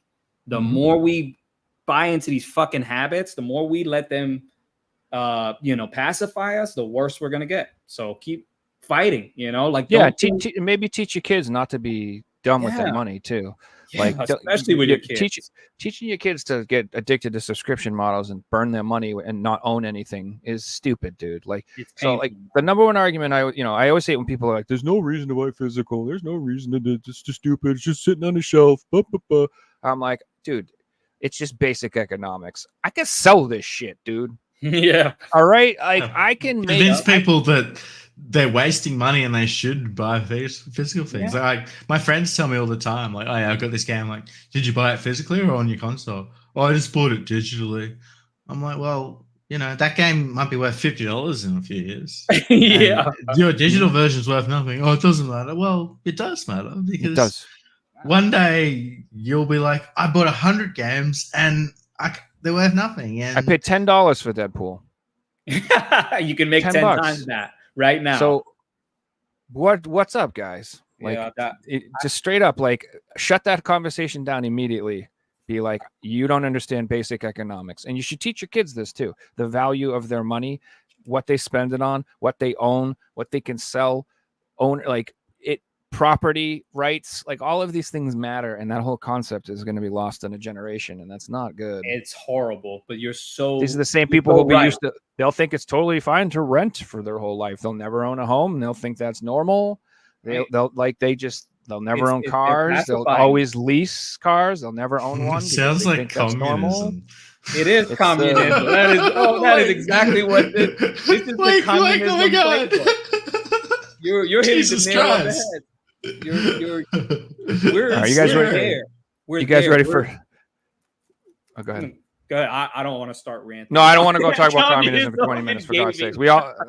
No, that's the definition. Like, it is, and you can't even, if you say that to them, they take offense to it because it has a negative connotation to it, right?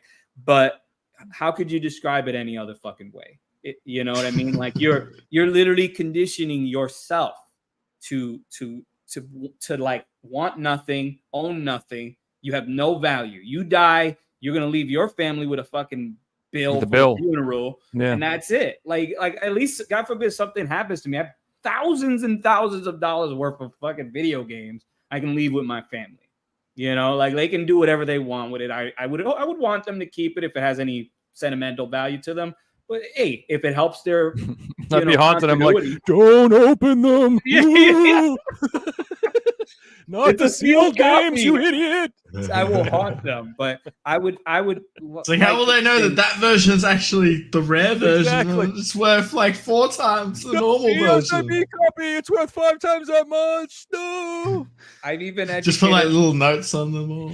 I've educated even my mom on like the value of this stuff because she doesn't know the value of a game, right? We've all had those parents who I don't know, like asked you at some point or another, when are you growing out of these games? Did I lose you guys? You froze. We can still hear you, but you just okay. Yeah, let me restart my cam. But we've all had those parents that ask us, when are you going to grow out of those games? And then eventually I was able to actually teach my mom that I'm never growing out of these games. And if I ever do decide to sell them, they're going to be worth more than anything else I own. So the best investment I've made. She's come to understand that now. She's seen like the YouTube videos that show the prices of this stuff. If you bought a game collection before COVID, it has performed better than Wall Street. Yeah. For real. 100%. I paid $40 for Silent Hill 1. Motherfucker's worth like $200. If I put $40 in the stock market, I ain't getting no $200 return. Imagine if you put 40 grand into Deadpool copies in 2020. Boy, man. Boy, would you'd that be have buying been a house right now. You'd be at the post office a lot. So I'm gonna do a little speed run around and some news just because I want to get through some of the stuff. And I'm gonna reset real quick. I'm gonna come out sure. and come back in. Yeah, no problem. We're just gonna talk about some general stuff anyway. So first off, I wanted to mention. Button, Joe. Premium Edition has 2 days remaining for their Series 8 pre-orders. I don't remember if you guys know, but basically Premium Edition games, they give away patches with their games, like special patches if you pre-order their games, and you have 2 days left to get those patches if you want to. So our man Phil was talking about that, so I wanted to give him a shout out. I like Premium Edition, so I've never bought any of their games. Like I like the concept of it, but nothing is just like no one game has dropped that I'm like, oh, I can't wait for that. Grab my attention like that. Super and because I'm in Hockey, another country, it's expensive to just buy one game. You know what I mean? Well, yeah, no, they have some cool RPGs coming out, and they have some good games. I like that Robot Named Fight. I like they have a music car rhythm game, like a driving rhythm game that looks kind of interesting. But yeah, they're niche stuff. They're very. I'm making a rule with low print companies. If I haven't heard of the game prior to it being announced, I'm not buying it. Fair enough. So this one was funny to me. So I don't know if you guys, anybody here is like an old school fan of the show. I'm talking like season 1 old school. You guys remember we used to have a joke about a certain game being extremely rare, and it was kind of like a meme, but this actually happened. Meridian announces that the physical releases for Amori for PS4 and Switch were canceled due to the technical issues with European localization. I don't need to tell you what's going to happen to the NSE. Well, just on that last comment, you can still order this from Fangamer, so it's not going to be expensive. They're just going to keep printing out copies if people want to keep buying it. So if you want to buy a game, order it from the retailer for retail price. Don't go on eBay. You know. Either way, this cracked me the hell up when I saw it. I was like dying laughing. What was the another thing there? I just wanted to point out, because I think it's really fascinating, is the PSVR2 had a deep price cut. They cut it from $550 down to $350. If you want to get it with Call of the Mountain or whatever, I think that's only $399 instead of $599 or whatever it was. So it's a huge discount, and it is selling like fucking crazy right now. It is the #1 selling console. It's outselling PS5 and it's outselling Xbox right now. The PSVR2 is like the #1 selling game device. And as I like, I don't know if it's still true, but like when I looked, Amazon was sold out of the regular, but they sold out. They don't even have any more. All they had was the Call of the Mountain bundle. So I just thought this was really fascinating, because it just goes to show you that there is a fucking appetite for VR gaming if you know what your price point is. It's the same problem they had with the PS3. It was just too expensive when it came out, and it's just that's not. So like that $600 price point is fine if you're like a PC gamer and you're used to spending on $1,000 on a PC headset type of person, but your average console gamer, when they're buying an accessory for their console, $600 is too much money for it can't be the same price as the console. That's like more than the console. That's more. So you're talking like, in order, and it doesn't work on its own. Like they just started adding PC support to it like recently. You have to buy the adapter and you can use it on your computer, but you couldn't even use it. So it was like you had to buy you were in $1,000 to play. It was just too much. But I just thought it was really interesting to show that it's selling out like crazy. Now, this is what I will tell people right now. I am very well experienced with the PSVR2. I have had to replace like 5 of them. Seriously, they broke. So this is all I'll say about it. It is a great headset if you want to play horror games, little shooter games, stuff like that. Fantastic. But if you're getting this as an exercise piece of exercise equipment, which is primarily what I used it for. I use it for Beat Saber and rhythm games and exercise games like Sweat and stuff. I'm a fat ass, and like the only way I can play games is if I fuck it. The only way I can exercise is if I make it a game. Like if you just told me to go run, I'd be like, But I can play Beat Saber until I die. I can play Beat Saber for hours. I play until I'm literally in physical pain and I have to stop because my wrists hurt too much. Like I'm like, fuck, it hurts so bad. I have to stop. That's when I stop. Like I can just keep playing and playing. And if you're into that, the PSVR2 is not designed for that. It doesn't have the right ventilation. It gets completely fogged up, full of sweat, and the sweat, I'm like 99% sure was what was destroying it. It's not made for high impact activity games. So just I would just straight up like don't use it for that. If you want to play Beat Saber or whatever, just get a Quest.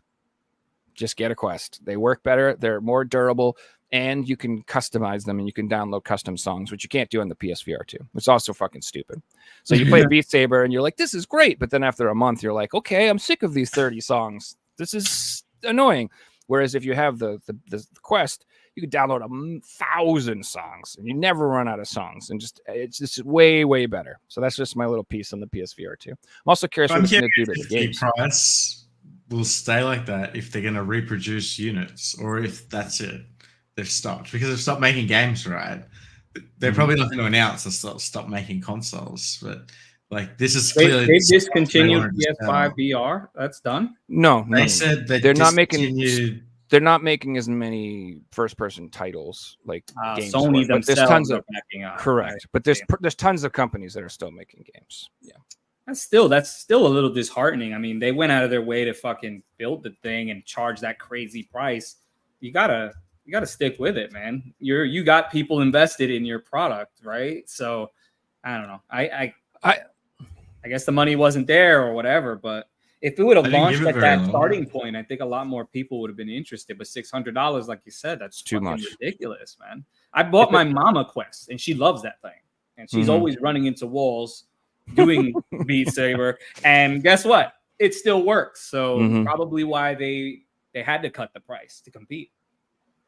Yeah, I bought a Quest 2 on sale for like $199.99, and now the PSVR2 is nicer in some ways. So the PSVR2 has OLED screens, and they look really nice. Like the actual games look amazing. But it also has a wire, and that sucks. Like the Quest is wireless, and that's just significantly better. Now, if you have wireless, you might get some hiccups here and there. It's not like as smooth or perfect or whatever, but there's a PSVR2. It just broke on me 5 times. So what the hell? Like, stupid thing. I'm not kidding. I had to ship it out 5 times to get it fixed. God, 5 times. I mean, what the fuck were you doing during these games? Because it sounds like a little more than a sweat problem, man. Like, what were you doing? Like, were you rolling around? Were you tumbling? Just Beat Saber. Just doing my thing, man. I don't know. Like, I keep it in a nice case. Well, you're a collector. I suspect that you know how to. I take very nice. Yeah. and like literally every session I was done, I would wipe it down, clean it. Like, I would do everything. It's just not. I don't know. Maybe I'm just unlucky, because I have heard other people who have it and they don't have any issues. So. Well, my issue with the but I also I played every single day. I play every day an hour or 2 every single day. So I think a lot of people who don't have issues, they're like, mine's fine. I'm like, yeah, you probably use it once a month. You know what I mean? So yeah, of course yours is fine. I put hundreds of hours on mine and it friggin' disintegrated. Yeah, come to think of it, I go through controllers like a lot, and I'm thinking about that now, the way you phrased it. I probably do play more than the average person by a considerable amount. And it's something I don't factor into my complaints about the controller's durability. But I never got the PS5 VR. Do you think this is the time to get in? Should I just stay away?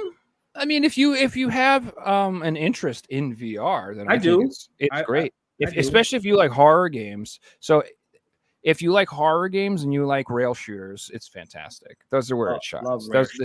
And rhythm games, it's great too, but it's just meh. Like I said, the durability is not that great. But yeah, if you like horror games, then I think it's a must experience. It's so fucking scary, dude.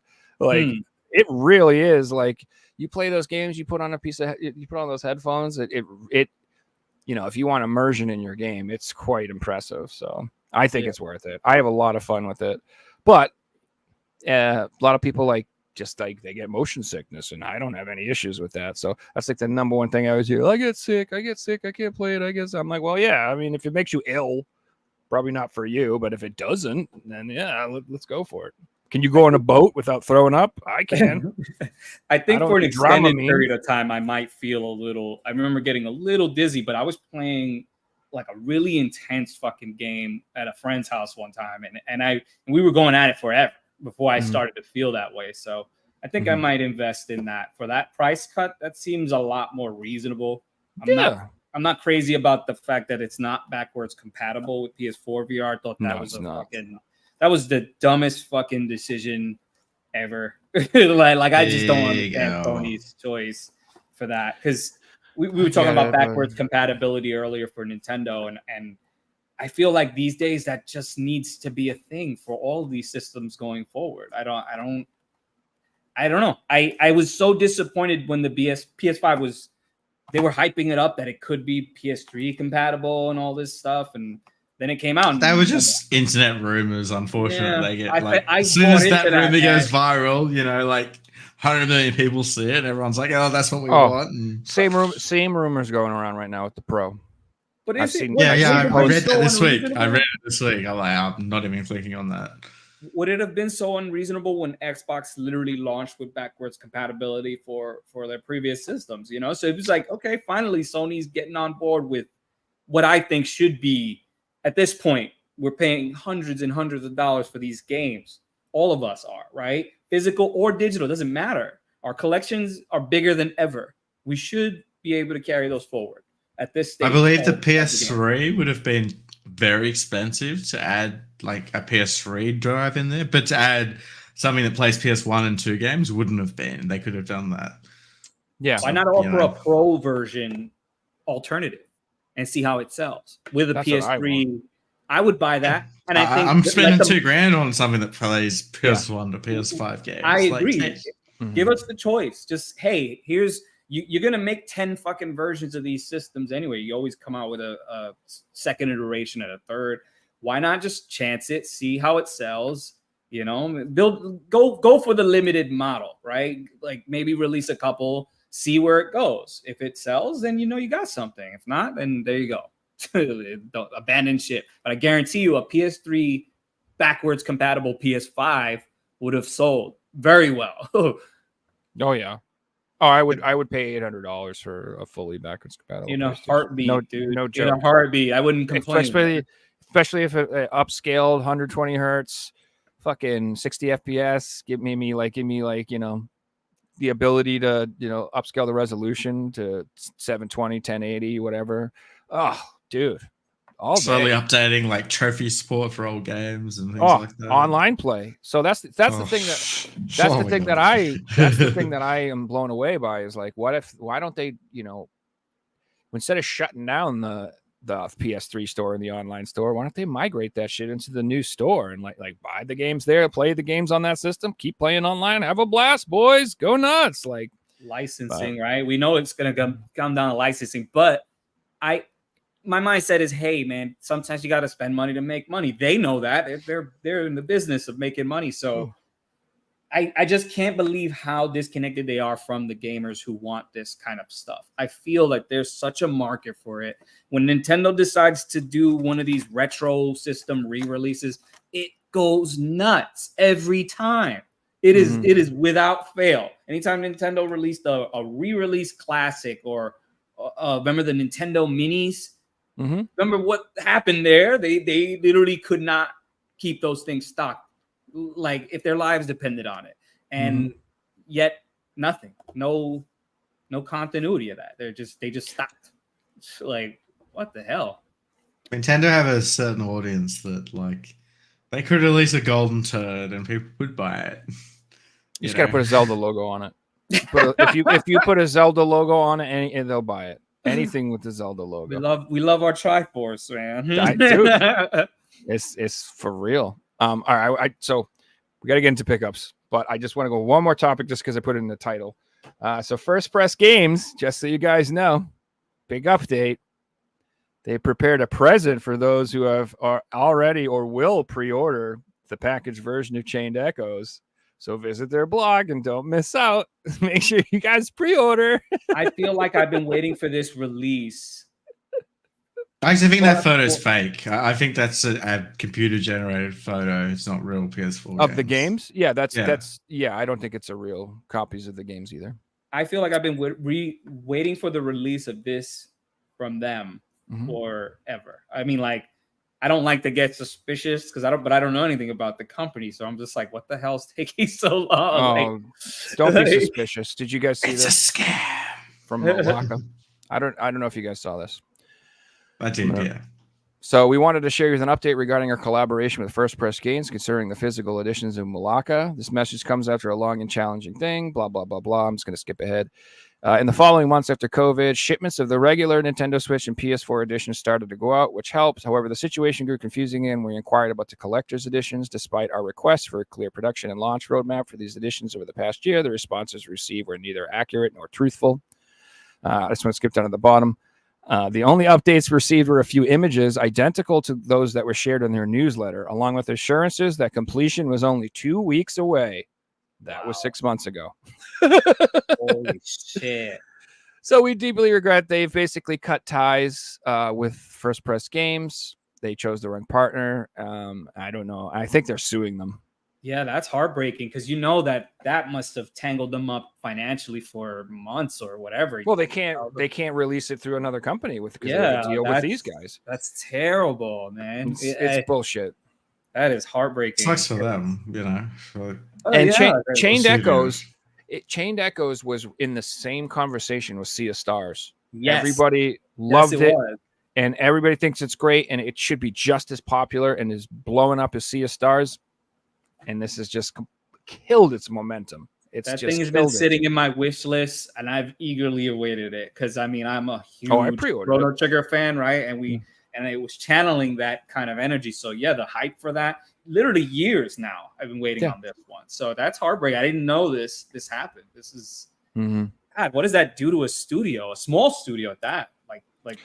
So they're going to try to sue them, get out of the contract. I'm not sure, but then they are going to try to work with a different company to get their games. They're going to work with another publisher. I'm sure somebody will be ready to pick them up, man, because that game's. But it's not just that. Like, what about the customers? Are they get refunds then? Like, dude, if they're suing them, surely they can't then release it later on with their name on it. You know, their game.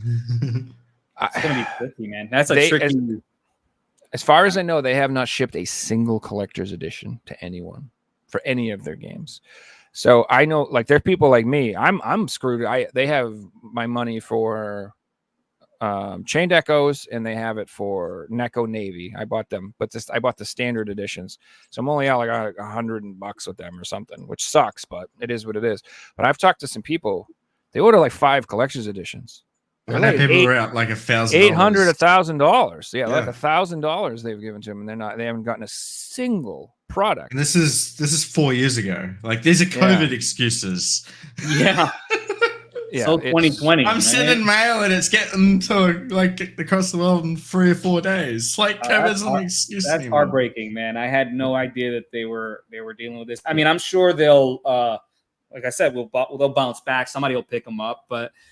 It's just going to leave a bad taste in people's mouths about pre-ordering stuff like this. Because there's a lot of these companies coming out and I always want to support a company like this, or, you know, the concept of like, hey, this is an indie game. We want to get this thing off the ground.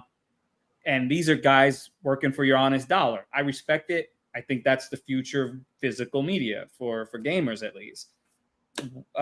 So yeah, I'm always down to kind of like part ways with some money for it, but something like this now will have me a little bit more cautious now, right? They're still telling people to pre-order. I don't even understand assholes. How that's and you're showing this image, and that might be that was 4 hours ago today. They're not real games. Are they responding to criticisms on Twitter by any chance? Oh, everything's blocked. You can't comment on any posts. Of course not. Yeah, I didn't think so. They about 2 years ago they shut off replies to their, because it was just anything they put out would be 1,000 people being like, "Screw you! Send me my games, you thieves, you criminals!" you know who's getting to that point? You know, it's like right around the corner. Is strictly limited games. They are. Same thing now. They haven't shut off their replies yet, but that's what all their comment sections look like now. They're like, "We're announcing this thing." Everyone's like, "Screw you! Give me my games. Where's this? Where's that? I've been waiting 2 years for this. I've waited 3 years for this." Blah, blah, blah. Limited Run had a heat. I remember when Limited Run were like that. Yeah, they've certainly cooled down. Yeah, But like I'm I at the remember- point now where I won't order limited run games through limited run. I'll buy them through Video Game Plus after they've come out because they've got them in stock and they're the same fucking price And free shipping. Their shipping's cheaper. Yeah, it's free shipping. It's cheaper shipping to Australia than what limited run games charge. And you get it in a nicer box, and then they'll retweet your games on Twitter, and it's a much better interaction. Like, Yeah. And that, like you said, and they put them in a box. Ooh, That's how a game changer, fancy. man. I am fortunate that I live right near Video Games New York.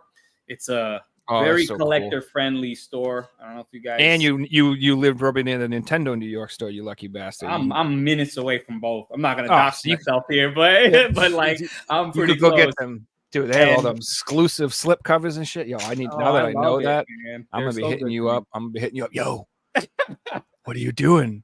You want to go get me some of them slip covers, son? I might go get you some for a small delivery fee. You know? Hey, I paid it. I paid it. Smash GT. Shout out to Smash GT. Motherfucker got me games at San Diego Comic Con. I love you, Smash GT. I gave him a tip. Hell yeah.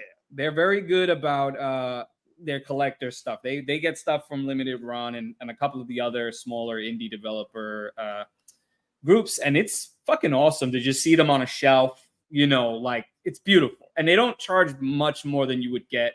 Like if the retail price is $40, you pay $45 at Video Games New York, maybe $50, and that would probably be the shipping and tax you would pay if you were getting it shipped anyway.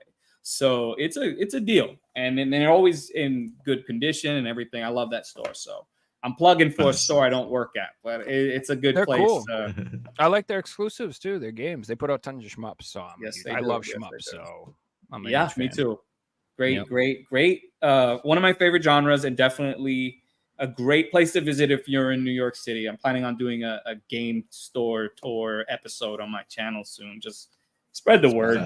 Yeah, Keep Reggie the- just did a video for them. Like, Just trying to do my part to help gaming, physical gaming, be in the light, as much as possible.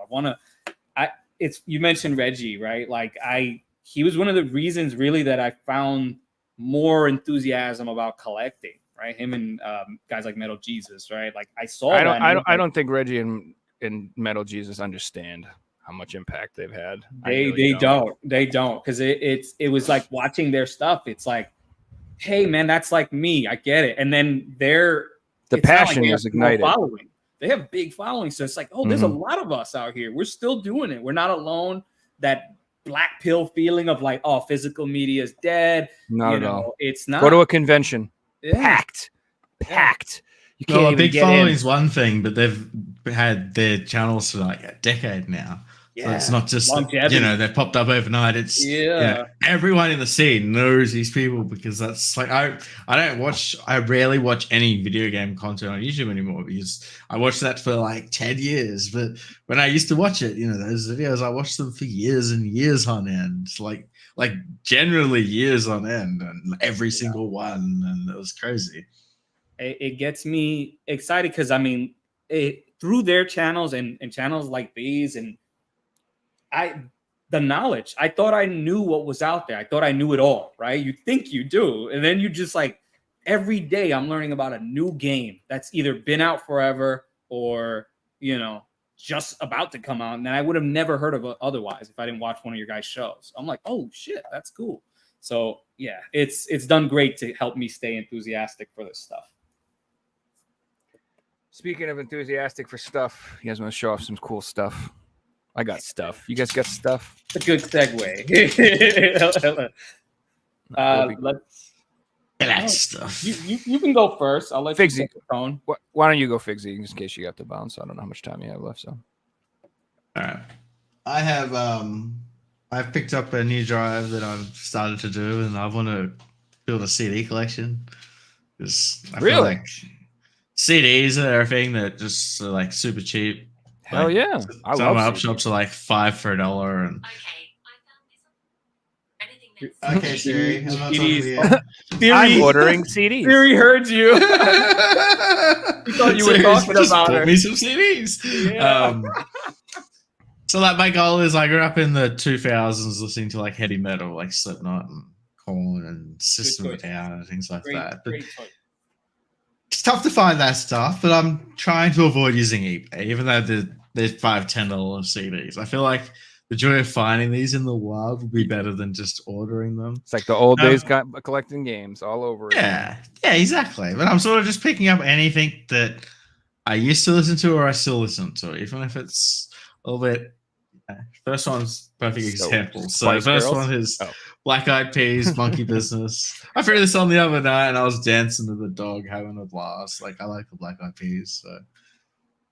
So, next two, I didn't actually pick up. These were in the house, like from my own collection, but they were just sitting in a cupboard. Now I've pulled out the CDs and I've got them on a shelf together, and I've pulled a CD player out and like set it up, and I'm like, yeah, I'm gonna have fun here.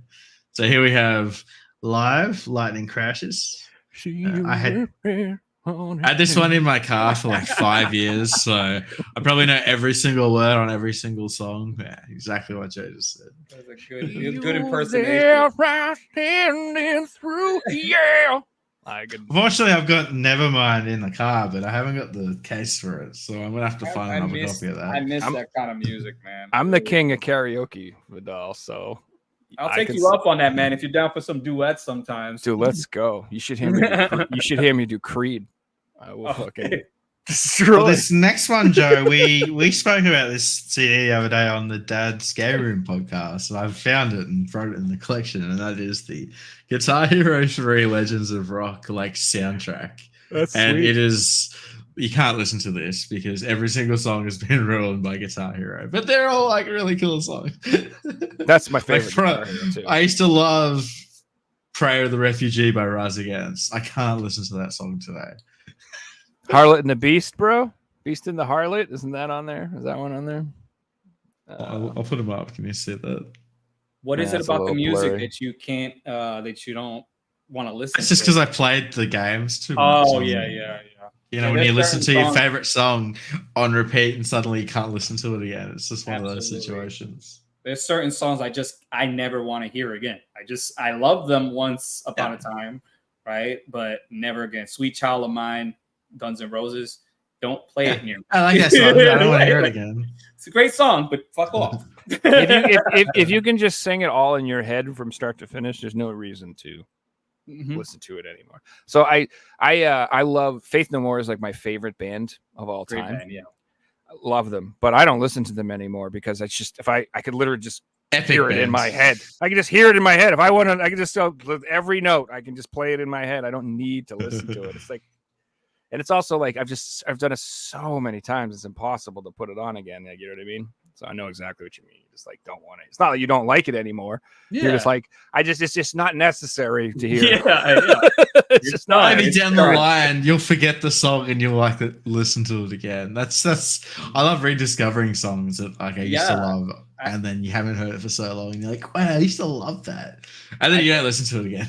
I took a 20-year like break from Linkin Park, and then the other day I popped in a Hybrid Theory again. I was like, okay, it's nice. Fresh again for me. I enjoyed it on the car ride, but you would have played Linkin Park always stayed on my playlist. It's never gone out of like 20 songs. There's always one Linkin Park song in there. Yeah, you got to keep them in rotation. Our next game we got for Joe. Joe sent me some money to pick something up for him, so. This didn't get released anywhere but Japan and Australia, and it is Splatoon 3 with the expansion pack, and it's got all the DLC on the cart. So if you want the complete version of all the DLC on the cart, Australia got an English version, Japan got a version, and that's it. There are download codes everywhere else, I believe, Joe. Yeah, so Japan got everything on the cart, but it's not in English. Europe got the game and then a download code for all the DLC. It's a download code. And then America, we didn't get it at all. We just didn't get the damn thing. But in Australia, they got the expansion pack and they got everything on the cart. And so if you look at the back of that case, it should say on the back of the case, this cart includes everything or whatever. Expansion pack includes the following. Well, it just says the expansion pack. That's pretty cool. But it's all on. Yeah, cart. it's all on there. Yeah, I plan on getting Splatoon 3, so I'll definitely look And it into comes with 3 months of Nintendo Live as well. So I Really? wonder if that works being an Australian copy, Joe. Oh, you can have it. If it you can have it. I don't need no Australian online. Well, if it doesn't work, send me the code and I'll redeem it. Imagine the lag. Yeah, but that version is definitely the one to get, guys, and it's kind of a bitch to get. Like, Okay, so in Australia, every EB game's still got 1 copy, only 1. So you can't get a sealed copy unless you pre-order it. So if you can find a sealed copy, grab it. But yeah, even like the big stores only got 1 copy. There's like 900 stores in Australia. That's probably a print run of like 1,000. That's pretty low. so I would get it if you can, if you're interested, especially if you're like a freak like me and you want like the most. It's complete 90 up-to-date Australian dollars version. right now, which is like 65 US or something. So it's not cheap. Nope. It's about the same price as the typical Switch game at this point, though. Well, Yeah, no, yeah. I feel like the prices Oh. are kind of coming down on the Switch a little bit. A little. Now that it's like life some of end. the games, right? Like I'm actually Not first seeing, like, party, but well, I'm actually seeing like $40 games, $50 sometimes. I'm seeing the $100 price tag over here. Really? Yeah, Well, that's Yes, brutal. yes. Australia tax. Well, actually seeing $100 on a game again is just like, oh, Jesus. It's been a long time. Like the early 2000s, we had games for 120 Australian dollars. Like, it was crazy. Jeez. Next to pick up one I've been after for years. Oh, nice, dude. I had to pay up a little bit for this, but I got it off a friend, so he gave me like minus fees and everything. And it's Persona 3 and 5, the Endless Night Collection. I always thought this was a steel book, but it's a slipcover and it's like an art book on the inside. It It's looks very like a unique. steel book with that reflector. Like Yeah, but this is it's an art book, and then it opens got up 2 and it's discs got in it. the 2 discs, and it doesn't have a manual, but it's just a book, which is pretty cool. It's gorgeous. Yeah, so I'm happy to finally have this in the collection. I don't usually pay more than retail for games that are modern still, but when they have Atlas on the title, I'll make an exception. I feel like those are going to be, like, you know, Persona is a very it's going to be a very collectible franchise. Absurd. And those are going to be very obscure. Yep. So Yeah, I exactly. I think I'm I don't know if actually- they'll be like wicked expensive, but I know they won't be cheap down the line. They will not be cheap. I've been looking for like 3 or 4 years, and Mhm. I'm I shocked haven't you a found cheap it for one, that so. price. To be honest, I thought. by Well, now- it was on eBay, but my friend was the seller, so I messaged him, and he just took all the fees and everything off it. So I got it like $20 less than what it goes for. Nice. Next we have, as you guys know or might know, I'm going for a full Pokemon set. At this stage, I'm doing all the mainline titles, but I may do all the spin-off titles as well. I haven't fully committed to it, but I am picking up a lot of the spin-off titles. And here's one, and that is Pokemon Dash. This is like a racing Pokemon GP game. Nice. So the TS, we got some weird ones on there. Pokemon There's games an get interesting so like yellow crazy. spine too. Those games go Wait. for crazy like prices once they go up. Pokemon games, I mean, they're absurd, especially right now. I may have spent 4 figures yesterday on a big deal of Pokemon games, including the rarest Australian one, which should be here next week. So stay tuned for that. I've still got so many to go, but I'm very happy with what I picked up. If anyone in the comments can guess the game, I'll tell you what it is. You just have to guess the game. It's the rarest Australian PAL Pokemon game, at least as far as I'm concerned. But I did pick up one more, and this wasn't cheap, but I did get it for a good price. I got like $150 off the asking price, which I'm pretty happy about. And that is Pokemon Fire Red. That's complete. Nice. The box, pretty minty condition. I'd probably say it's like a 9 out of 10. Yeah, pretty OCD, so like it might look perfect to you, but if you look at the front, like I can see like a little line there, and Yeah, the camera's not going to show us that much of the detail. yeah, exactly. But, Yeah, I've got it in a protective case, and it'll stay in this condition. I'm actually considering buying, like I've got a glass shelf and like my holy grails. I'm considering buying another one just for Pokemon games because the amount I'm investing in this one like set, I might as well just have its own shelf. Pokemon is gonna put your kids through college someday. So, Speaker, good guess, but that is not the answer. It might be rarer though. And I got one more pickup, but I can't physically show you guys because it's in the room next door. So I took a photo of it. I'll just show you guys and then start talking about it. So I picked up this cabinet on the left. Nice. So it goes to the one on the right. So now we have the CRTV with the PS2, and then I've got the PS3 hooked up to the HDMI TV. And yeah, I just need to get like a couch, but this is the game room. All the other walls are full of I had that shelves. same exact TV stand before, and I regret now looking at yours, giving it away years ago or throwing it out or whatever it was. Because I picked this thing up for $10 on the left. It weighs like 60 kilos. I had to get one of my mates to help me move it. And I'm very happy there. It matches the wood. It matches the color of the other one. Like they're not exactly the same, but I'm not going out spending hundreds of dollars to get matching furniture when you can spend $10 to get something like that. So I'm pretty happy. You can sort of see that glass cabinet I was talking about as well.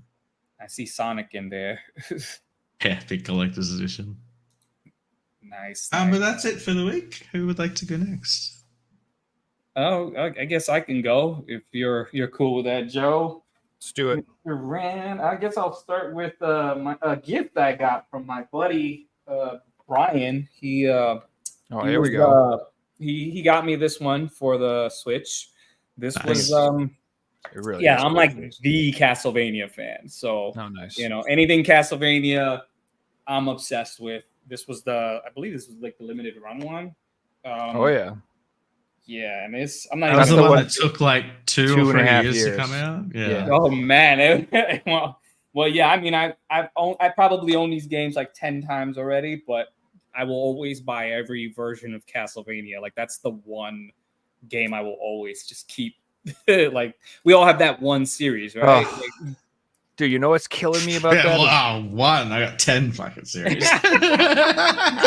They had a hat, and I'm so mad I didn't buy it. They had a Castlevania hat. And like I just didn't really think about it at the time, but now like the more and more and more about it, I'm like, fuck, I should have ordered that hat. I wanted it so bad. Damn. I didn't even know there was a hat, so that would have. Bro. They have cool dude, they were trying to sell a poster for like $50 for that. I was like, bro, $50 for a poster? Get out of here. What the hell? Man? The sad thing is though, man, with Castlevania, especially, those prices will go up. I believe it. That brand is like hard to. I mean, I don't want to say hard to collect for, but it ain't cheap. You're not buying complete boxes or anything like that for anything. Maybe not the modern ones like the Xbox. What was it? Was it 360? Yeah. Yeah. The last ones were 360 Lords and of PS3 Shadows. generation. Right. Those are fine. You can get those no problem. But anything prior to that, you're spending $100 on a complete box version. Like any of the DS games, those Game Boy Advance ones are going to cost you a fortune in a box, especially. But Castlevania, I'm trying to get a complete set. I've recently picked up some of the originals too. Oh, nice. So it's Nice, like nice. I'm trying to. You got the Game Boy in box too? Is that Adventure? Castlevania Yeah, Adventure? that's Castlevania. That's I fucking hate this game, but I also. expensive. I mean, it's any of the Game Boy Castlevania games in this condition is going to set you back a couple of $100 easy. Yeah. That's why I was like, do you have that in box? It's it's having complete. the cart's one thing, but having the box and for the Game Boy or the DS games or any of that shit, that's very expensive. I think Castlevania will always just. I mean, it's a shame we're not getting any more of those games. It breaks my heart, but there's still plenty of them that I don't. There's plenty of merch from that brand that I don't have, so I'm still excited about collecting those. And I only recently came to that decision. Like, you know what? I want to get a complete Castlevania set. Like, let's do it. Why not? At least I know there's an end point to it to some degree, right? Like, it's not like I'm just going to get bombarded with a bunch of new Castlevania merch tomorrow or new games, unfortunately, for better or worse. What else do we got here? Here's another gift I got from. This one is cracking me up. This is my grandmother who got me this from a flea market. The Vectrex. This Let's is go. the Vectrex. Yeah. Nice. So my grandma had no idea what she was buying here. She just knew it was a video game, and she knows I'm a gaming enthusiast. Bought it from someone who doesn't know what they had, and here you go. She got it for a decent price, flea market. It does work. The controller's busted. It works, but it kind of doesn't. It's kind of flimsy, which is unfortunate. But I'm gonna spend the money to get a new one. And unfortunately, right now this controller is probably like $200 or something on eBay. I don't know. I didn't know it was expensive or anything like that. And she didn't know either. Man, I don't even think she would have entertained the idea. But we got lucky with that one, I guess. Flea market. Nice. Flea market little find there. That's a cool thing. RNG Gamer we had on the show, he has a full Vectrex set. He was talking all about that. There's a 3D like helmet glasses for that thing. You know that? I've seen it, but I can't imagine I'm ever gonna encounter one of those in the wild. Oh, you're not gonna pay what they cost to put Vectrex in 3D. Get a freaking PSVR2 while it's on sale, bro. You'll have a lot better time. I don't think people who are buying them are playing them, let's be honest. No. My grandmother, she's always looking out for me anytime she sees something that she thinks I might be interested in. I mean, literally since I was a kid, she's gotten me some of like the coolest stuff. And it's crazy. Like she always picks up these things that turn out to age really well financially, like end up being worth a fortune. But she shops among people who don't know what they're selling. Like they just don't, it's an old lady selling her son's shit who moved out, whatever, from their house. And there you go. I got myself a Vectrex now. So, there's no. Where are these sales at? What's up? Where are these sales at? These are the ones you want to be going These to. flea markets. Well, you know what a flea market is. I mean, right? They have. We don't have them over here. No. Okay, yeah. So it's just one of those like local to her. She's in Queens, and they get a bunch of people from the neighborhood. I guess like rent a location, and there you go. She just digs through and grabs whatever she thinks I might like. Most of the time it's junk, but then I get a jackpot like that. I'm like, okay, there's no chance I would have owned a Vectrex otherwise. This thing is selling for stupid money right now. So maybe I'll figure out how to get some games for it or something. I'm not really even sure where I would start for that, but maybe one of the conventions or something, right? Yeah, that's not a bad place to go. I'll talk. Trying to find them in the wild might be rough. Yeah, I don't expect to ever like this was a lottery find for me, so I don't think this is ever going to happen again. As far as finding games for it goes, but if I find a controller, or anybody knows where I can get a Vectrex controller, please let me know, because I would love to just play around with this thing, see what's going on with that. What else we got here? Even if you get like an after party. They might make a replacement. Oh yeah, I guess they do have third-party controller guys now, right? Could probably look into someone. Because the original ones are going to be like $300-$400 because it's collectors who are all after. They're literally $300 on eBay right now over here. Yeah. Like I saw $230, $270 price range roughly, and I'm not sure. Can't speak to the condition of those things. That's like I bought a little CRT and I got this great deal on it. I was all excited. And I looked up how much the remote costs. Same as a fucking TV. Same as I paid for the TV to get the remote for it. I was like, oh, you son of a bitch. Are you able to operate the TV fully without the remote? Yeah, or is it I don't need the remote for anything. So you're just gonna have to get up every time you want to do something on the damn thing.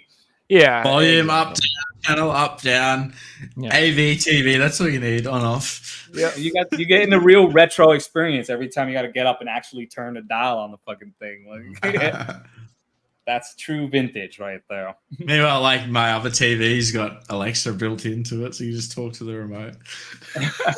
I'm getting used to that. It's cool. Yeah, I think everybody needs to have at least one actual old school CR TV. I wish I could show mine. I have you guys remember the GX TV? The one that used to have the doors, the speakers. The speakers. Yeah, I have that thing, man. That's my baby right there. It's an original. Like I had that since I was a kid. It never clonked out on me. Still works. Thing is built like a tank. Weighs as much as one too, but I'm super proud to have the one I've got, because I recently just moved and I committed to bringing that thing with me, and it wasn't fun, but I moved like 2,000 miles equivalent to about 2,000 miles. And Ooh. I took the CRTV with me and it stayed in one piece and I've got it. Now it works. And it's on display. It's going to be used. That's pretty much. I mean, I don't have much else. I got a bunch of other crap here. I'm digging up Blaster Master, the collection. I'm looking for the third one of these. I don't know. I think the light's catching this wrong, but the Blaster Master. I'm looking for part 3 because from what I understand, the third box like completes the art. It's like one of those connector boxes. This is 1 and 2, and the third one would go like right here, I think, and connect the trilogy. I saw the price of that thing, and I'm just like, maybe next time I'll pick that one up. But I don't know if you guys played the remake of Blaster. Oh, I love those games. Yeah, I played all 3 of them. Thought it was good. Yeah, I do like that idea of having the boxes match the artwork. Like I love that, the No More Heroes collector's editions that Limited Run did. They like the two of them match and they like make a picture. It looks really cool. For all the shit that people talk about Limited Run, they do make cool shit. Like their games, they're cool. They like it's. Sometimes they cut corners and sometimes it's a little cheap. And I know that people have their complaints and that's fair. But I mean, I think they make pretty neat collections. None of we don't see video game company doing spines that like make pictures. Like books have been doing this for hundreds of years. Imagine Limited Run put out like 10 games in a row, and if you buy all 10, it made like a picture. And they didn't tell people until people put them in their collections and like seen a face or something and realized, oh shit! Then everyone would go out and buy those 10 games. It'd be great marketing for them because they get sales. And why aren't we starting our own company with that very concept? You know what I mean? You just sold a multi-million idea for. I'm hiding an Easter egg in a collection, like for your shelf, that you're only going to know if you buy every single one. How amazing would that have been for a system like the Nintendo Switch? Because I can't stand the red wall collection. Yeah, we all have the red wall with the Switch, and I really hate that shit. Personally, I just. Oh, I agree. I love it looks clean, but the colors of the PlayStation. I love how that looks on the. Something about like that the variety. Aesthetically is just more pleasing to me. The red, I don't know. I'm a fan of the art, so what I try to start doing with my shelves is like I kind of angle them so I can see the art more than I can see the spine. It's not a traditional way to line the games up, but when I get my shelves back from storage and everything set up, I'll show you guys sometime. See, Special Reserve, they screwed everything up, and they made these black ones too. So now I have all this little darkness, this pit of darkness in my Switch collection. I feel like there is a collection of games that there's like 5 of them that do make a picture. It might be like a Nintendo DS thing. I'm trying to think of it, but it's not coming to me. You know what pisses me off? Among about a million other things. I was going to say a lot of things. Where do we start? No, so the Special Reserve games, right? Like, I skipped like a couple of them. Because I was like, I don't really want that game. And then they like went out of business, and now they don't make them anymore. And I'm like, shit, I should have just got them all, motherfucker. You know what I'm saying? Like, god damn it. If I'd known they were going to go out of business and those are like the last 2 I needed, I would have fucking jumped on them right now. And like one of them is that card game there or whatever. Oh god, what is it? I don't remember. It's insanely expensive. It's like $250 to get it. I'm like, forget it. That's right. Special Reserve. I didn't even know Special Reserve games were done. What was the last? When was the last thing they put out? That card game. That was the last. That was the one. That was the very last one. What's it called? Oh shoot! Damn it! I can't remember what it's called now. It's like it won like Game of the Year. It's supposed to be like fantastic. I just don't remember what it is. It's a deck building game. I'll hold on. Let me look it up. Do you know why Hearthstone's popular? Make a deck building game. Do you know why they closed up shop? Did they give a reason or? So I don't know. Inscription is the game I'm thinking of, by the way. Inscription. INSCRYPTION. Inscription. I don't know the details, and I don't. Oh yeah, this is a Special Reserve. Oh, dude, that's one of the ones I need. Hook it up. Is it?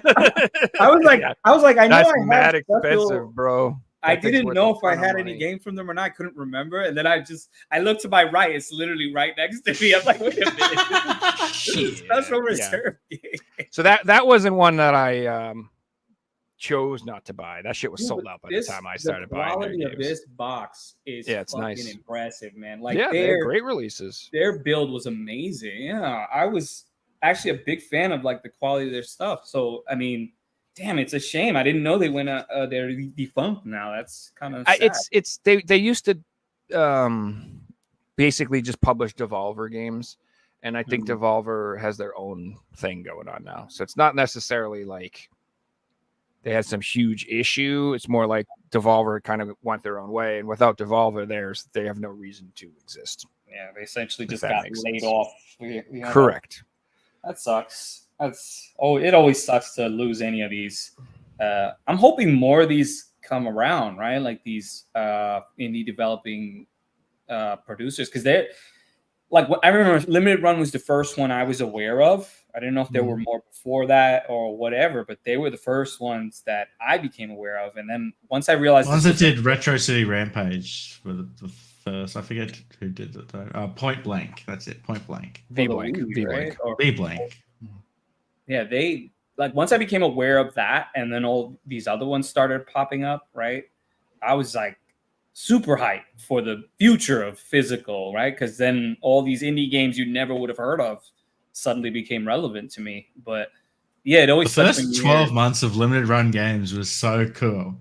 Like every second or third game was like, oh, I played this, or I've been waiting for that. A banger, yeah. Like, and then Strictly Limited started, and they started putting out bangers, and PlayAsia were putting out bangers, and it was like 2 or 3 a month, and it was affordable, and we could get them all, and then it just like quality dropped, quantity just went through the roof, and as with all things, all good things, right? They say, but I see it this way, man. If it wasn't for them, I'm not even sure I would still be into collecting for the modern generation of games. I honestly think I would be a strictly a retro collector, because almost all of the games I buy now are indie titles or something of that, like kind of like corner, something from that corner.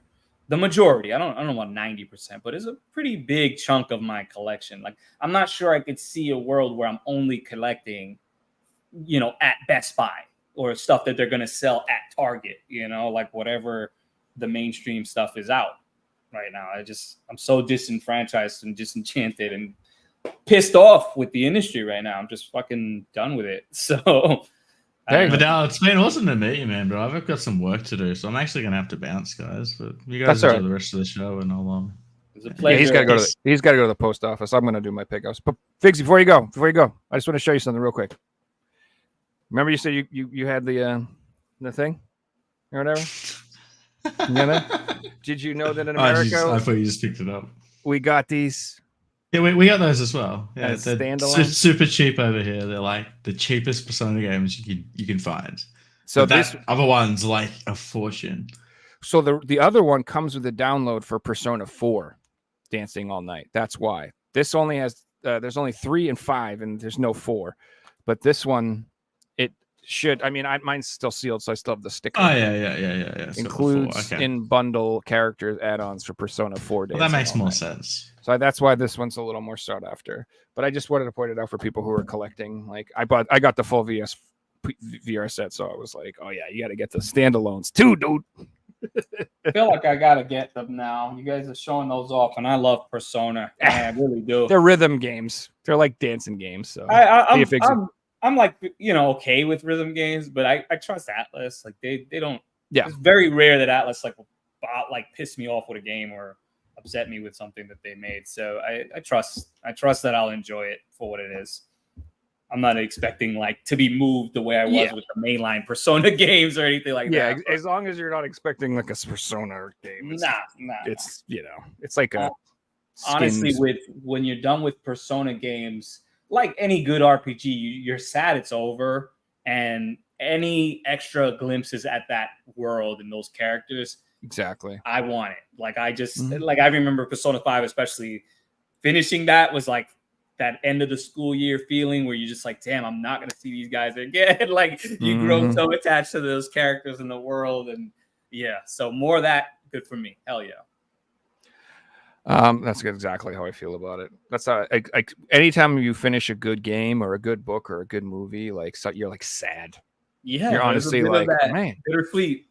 Especially like a book, I find like I'm like you spend a couple of weeks with the book and you're like so used to these characters, and then the book ends and you're like, oh, I'm not gonna see Fred anymore. Yeah, Shit, now I gotta you know? go hang out with my fucking family and shit. Yeah, back to the real world.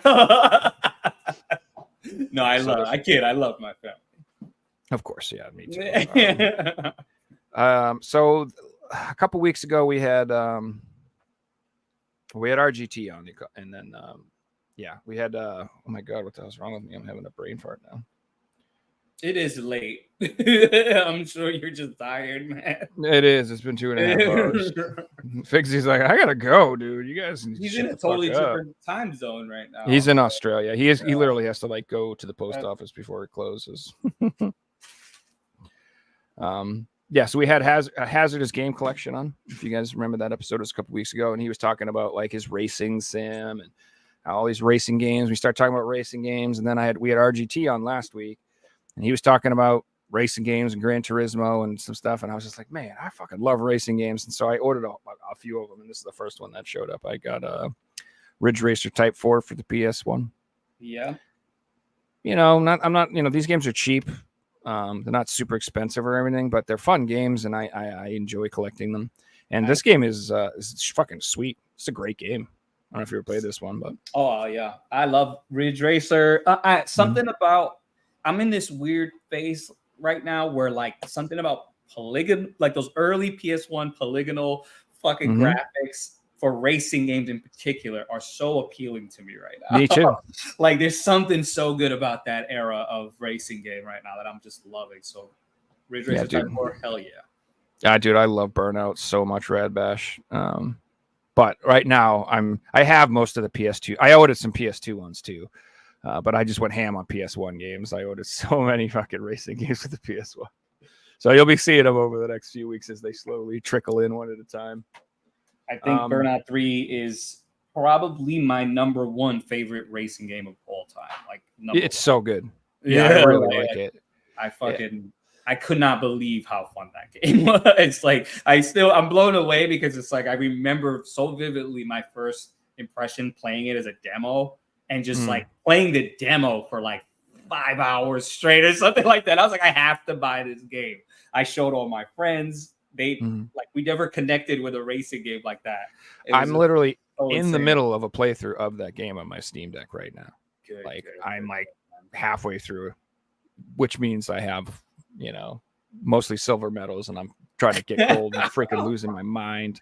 And it's only a split second difference that you need most of the time for like the golds and the silver. The crashing ones where you have to crash into shit, man. Like I do not understand sometimes how I get it. How I get it. Sometimes it feels like luck because the cars happen to come at just the right time or whatever.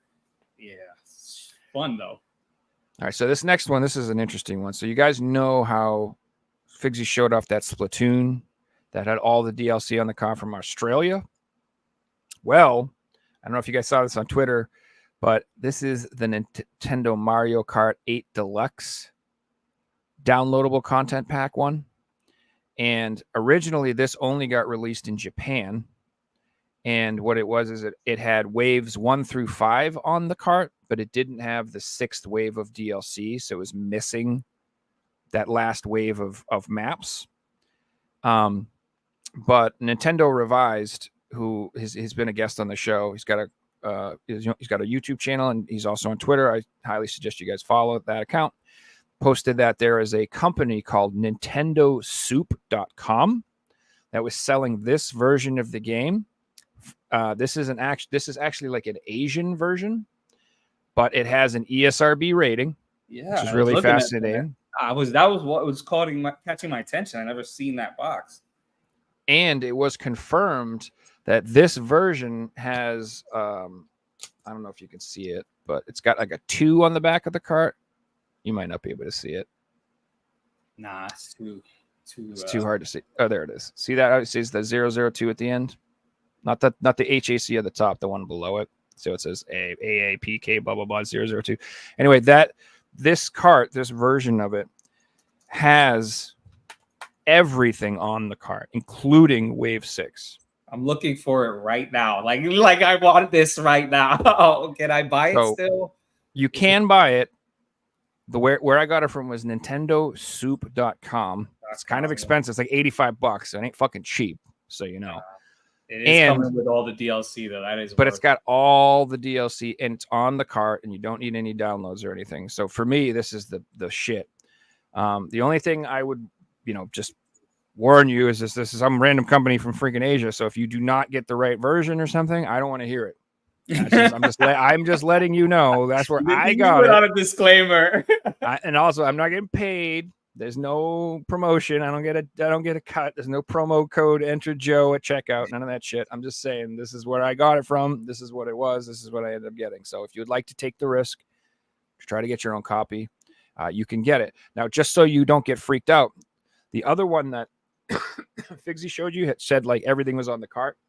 Mine still says it only comes with waves. The special bundle comes with wave 1 through 5 DLC. So the case is wrong, but I've heard that they have a new version out that's being printed that does have the case updated as well to say everything's included on the cart too. So I just don't want you to panic if you get one and it says that on the back. Open up the cart and make sure the cart is the 002 one.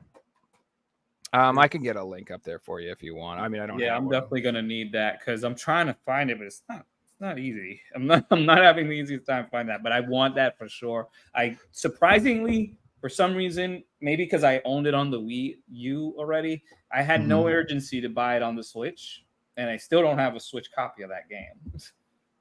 And I should, because I freaking love the game, but I just never got around to it. It's still on the back burner.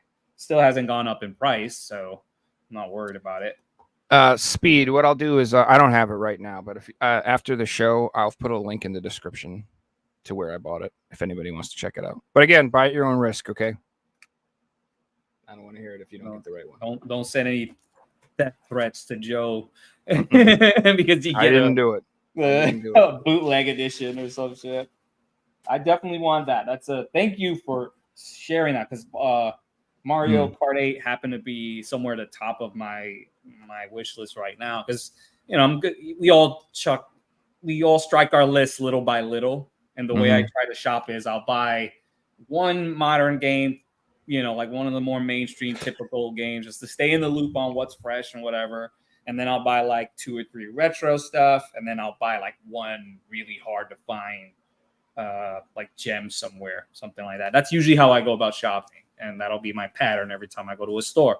Mario Kart 8 was somewhere at the top of the list right now. So cool. Yeah, that's the one.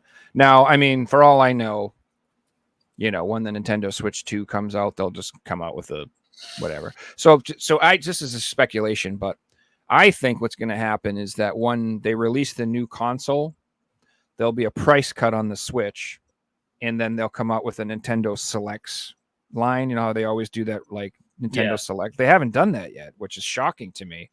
But I feel like that's when they'll do that. And then at that point, when they do Nintendo Selects, maybe you'll see a full Mario Kart Deluxe. Maybe you'll see Splatoon with all the DLC. Maybe all those releases that we haven't gotten in America that I'm freaking going over and having Figsy buy them and ship them to me. I'm going to be one who's the dumbass because they'll all get released. So that could happen. So I don't know. It's now that you mention it, it's strange that we're 7-8 years now. No Selects. Nintendo Selects. They must be having an amazing run with this system, man. Because for them to not have to do that, they usually double dipped by now, by far. So I'm shocked. I think Mario Kart 8 is still like in the top 10 games sold every fucking month. Top 20 every month for sure. It's like crazy, dude. That's why it came out on the Wii U. That's crazy. Calm down. So it's a good game, man. It's a great game. Oh, it's amazing. I love it. I mean, and dude, it's got 96 maps. That's the thing. Like, where do they even go from here with Mario Kart? Right? Like, what's Mario Kart 9 even going to look like at this stage? Like, they've done. This is like Smash Ultimate, right? You start to ask same exact problem. What the hell's next? Like, who could they? What are they come out with a gimped version. That's the only thing they can come out with, a version with less content. less content, right? They'll have to change the formula dramatically to justify that. Like, there would have to be a true change to the formula. Like, this is not playing like Mario Kart 8. This is a new experience. Would Nintendo, knowing that this is one of their cash cows, I mean, quite literally, it's just printing money for them, would they take that risk with a Mario Kart 9, do you think? If there's one, Yes. if there's one company so. I think would, it's Nintendo. But I think Mario Kart 9 will come with a new system. I do. I think if they have the formula is what I'm. I don't know. Maybe they could. Maybe what if they do Double Dash 2? God, I wish. I love Double Dash, man. Double Dash. Imagine they just did a sequel to that. Double Dash is probably still. I don't know if it's my favorite still because I haven't played it in a while. It's really good. But I remember it aging pretty damn well. So I loved it. Yeah, it's a great game. All Mario Kart's great. So this one I picked up. I don't know, just because I like this game. You guys ever play Catan? Not even sure what that is. It's like a tabletop game. It's really fun. It's an older game. It's a classic tabletop game. It's been around forever. And I just thought it would be neat to have the digital version, and it was cheap. And I like board games. I know I'm a weirdo, but like I'm one of those people. I'm gonna buy Monopoly, the new Monopoly that's coming out. I'm gonna buy Monopoly on the thing, and I like Risk. I like those little board games. So Mario Party is one of the highest grossing Mario games out there, and that's a board game. So I love Mario Party. Yeah, I'm totally obsessed with that game.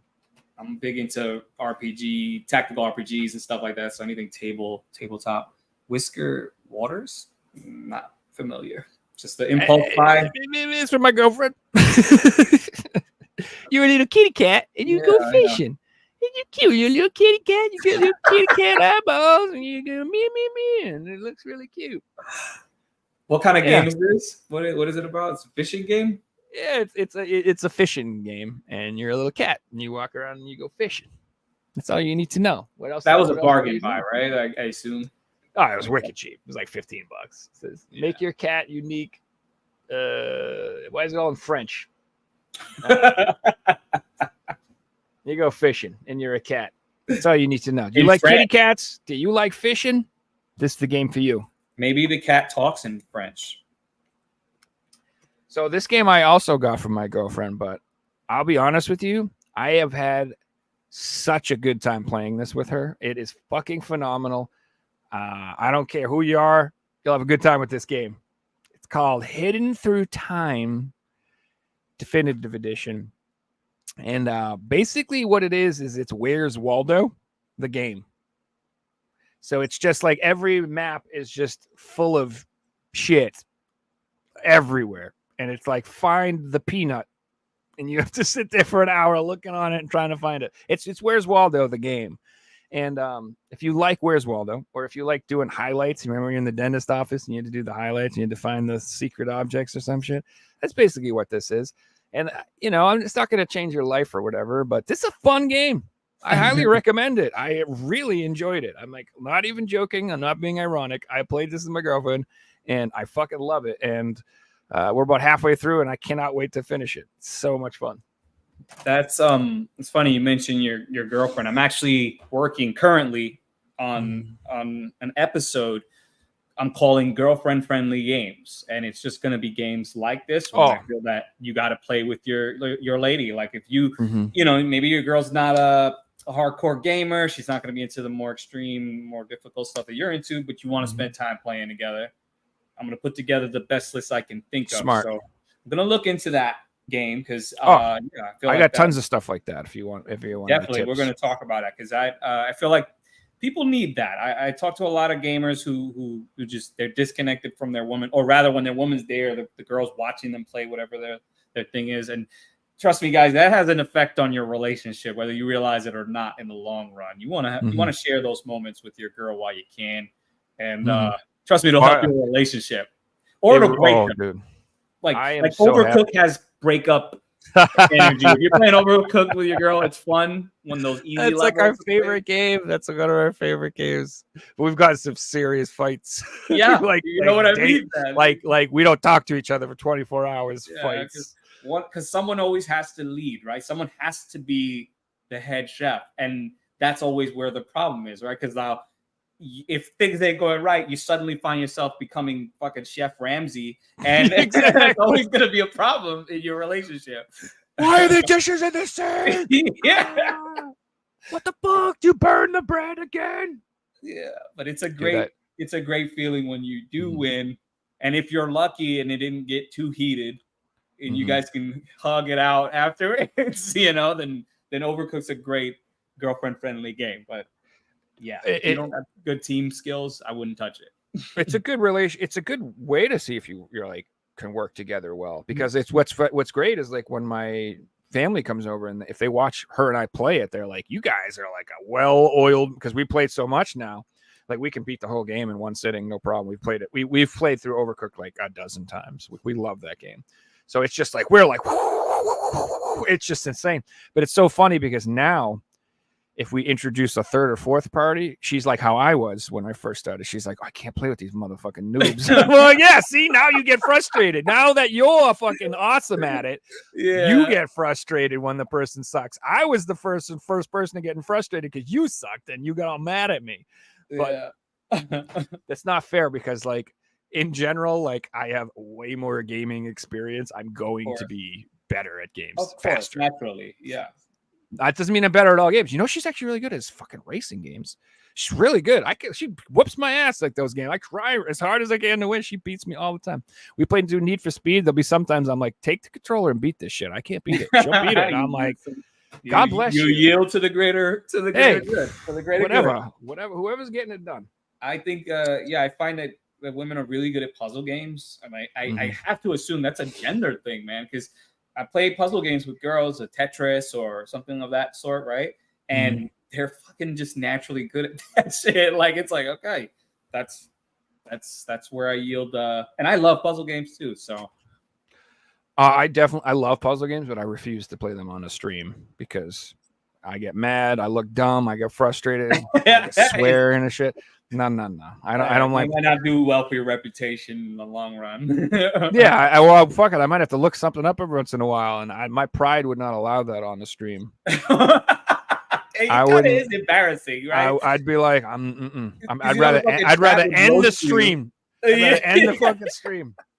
The chat would be roasting you the whole time. They won't forgive you. Nope. And the internet never forgets, ever. I find the internet to be quite reasonable and very nice. Yeah. Like you got a gun to your head, like when you said it. Like, please leave me alone, internet. Yeah. All right, I'll be honest. This game I don't know a lot about. It was cheap and it looked relatively cool. It's kind of up my alley. It's called Vagante. And I'm kind of like you, Vidal, where I'm like really into indie games and like smaller little pixel art games and stuff like that. And this one kind of looks fascinating.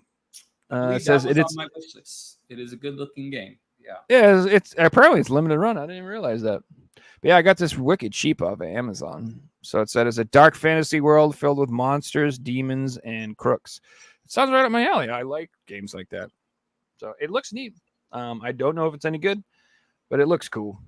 I'll say this: I'm kind of happy that we're at this stage now where you could find limited run games even by accident, right? Because there was a time where that just wasn't happening. And if you found one online, it was not going to be $20 or whatever the hell. It was those prices were insane when they were first coming out, right? Limited run and strictly limited, whatever the brand was. It was unreasonable, the resale prices, like absurd. So I'm glad we're past that now with this. Really, like that was hurting as a collector. That was painful, man. That was making me despise the hobby. I try not. I think it ruined it for a lot of people. I think really that at first, limited run was very exciting and it was a really motivating factor to get people collecting again. And then they just sort of like oversaturated their own customer base or overwhelmed their own customer base, where like you couldn't keep up anymore unless you were spending. Like, so if they were releasing 1 or 2 games a month, you could afford $100 a month on games. That's not going to kill you.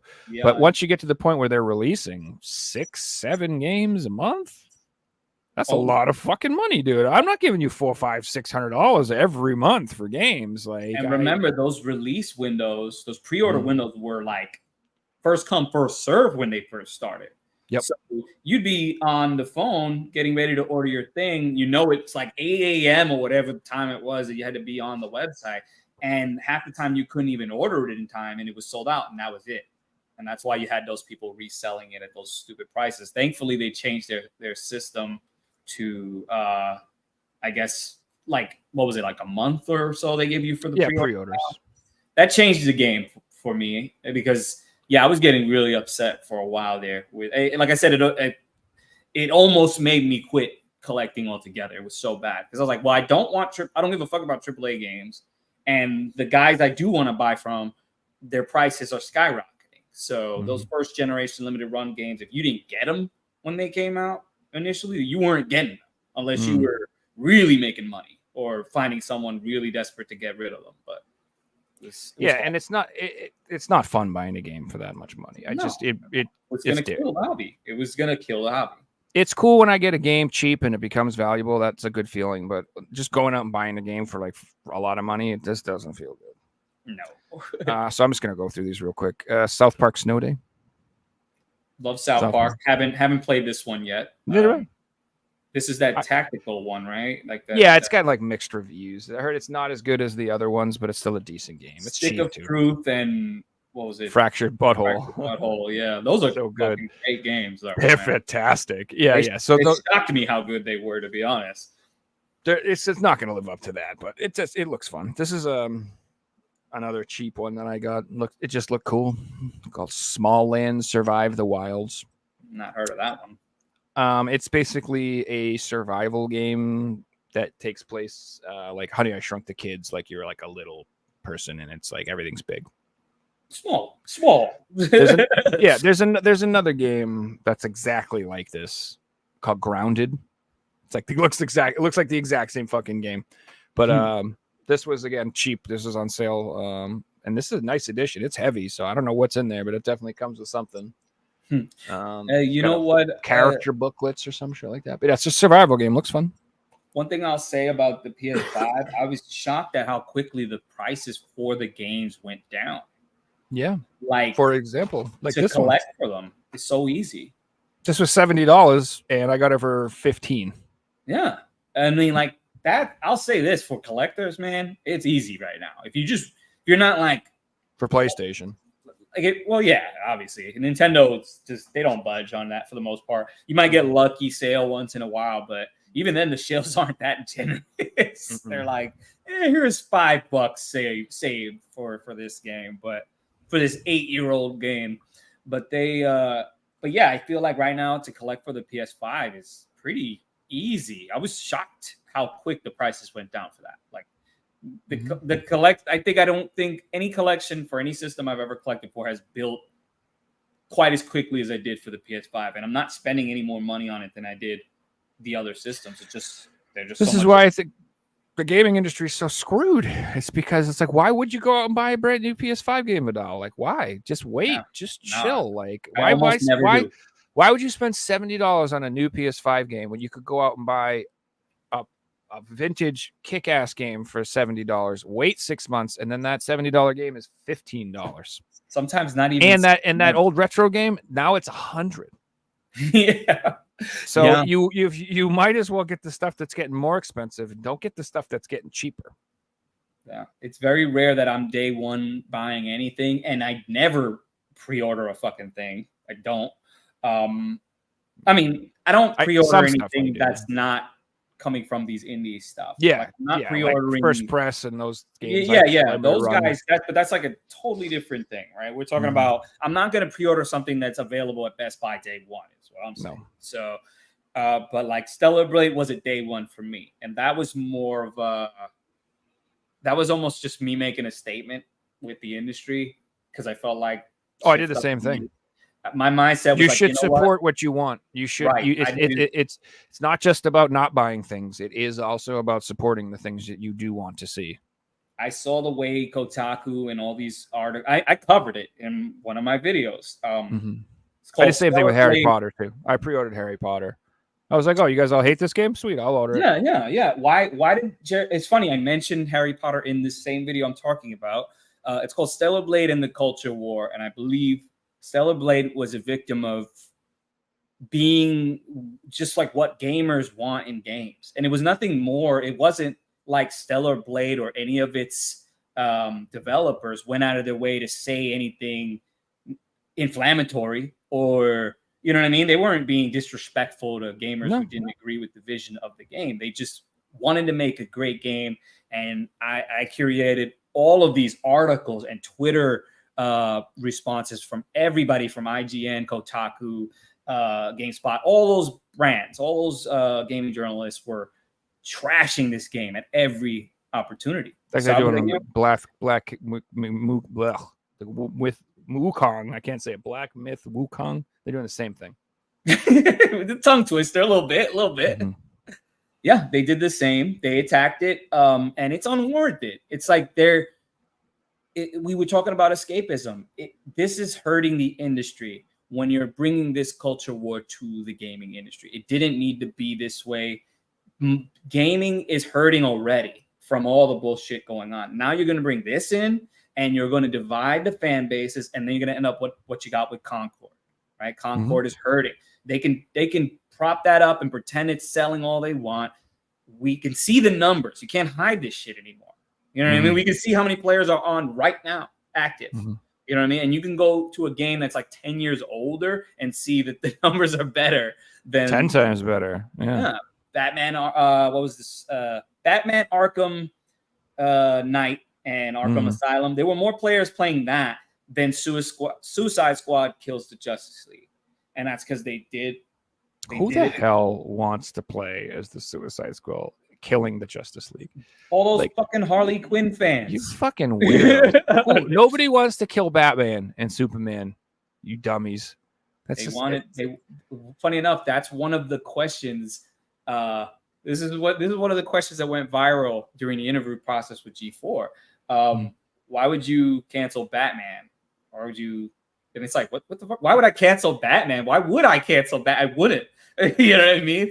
And like you were supposed to attack his whiteness and being rich and criticize him not spending his money on mental health instead of beating up criminals. I'm like, that's kind of fair, sure. But maybe Batman is not playing politics and decided to just bring good old-fashioned ass whoopings to Gotham, and that makes for a better comic book, you idiots. Maybe that's why we like Batman. You ever thought of that? Like, maybe Wayne Corp donates hundreds of millions of dollars a year, and this is not in the fucking comic because it's a stupid thing to put in a comic. Yeah, because nobody's gonna buy that, and they cares. And this is why people. Nobody wants to see Bruce Wayne go to a charity ball. Yeah, they want to see him beat up the Joker. Unless there's a shootout at the charity ball, we don't need a scene there, and that's the point. And that was part of the interview process. It was actually something that kind of went viral because people were talking. They asked you this question, and you were wrong if you replied, with how I replied, I think most people reply by like, why would I cancel Batman? Or like, I wouldn't cancel Batman. Like, what kind of stupid fucking question is that? But it's a question. Because he let his parents die like a wuss. He failed. He should have been stronger. It's like they want to villainize the character so much. What was that? I'm sorry. Bathroom break. Tell me Joey Rat is not being swatted right now. Well, I'm going to show you guys another pickup I got in the meantime. Can you guys see that? Sakuna, what is this? Rice and Ruin. Can you hear me, Joey? Oh, his audio's down, I assume. Got Sakuna. Yeah, this was another pickup. I could kind of hear you, but you kind of broke up there. You were on for like a second.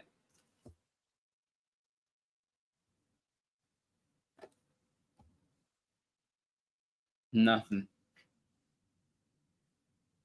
No audio, Joe. I can't hear you at all. Nada.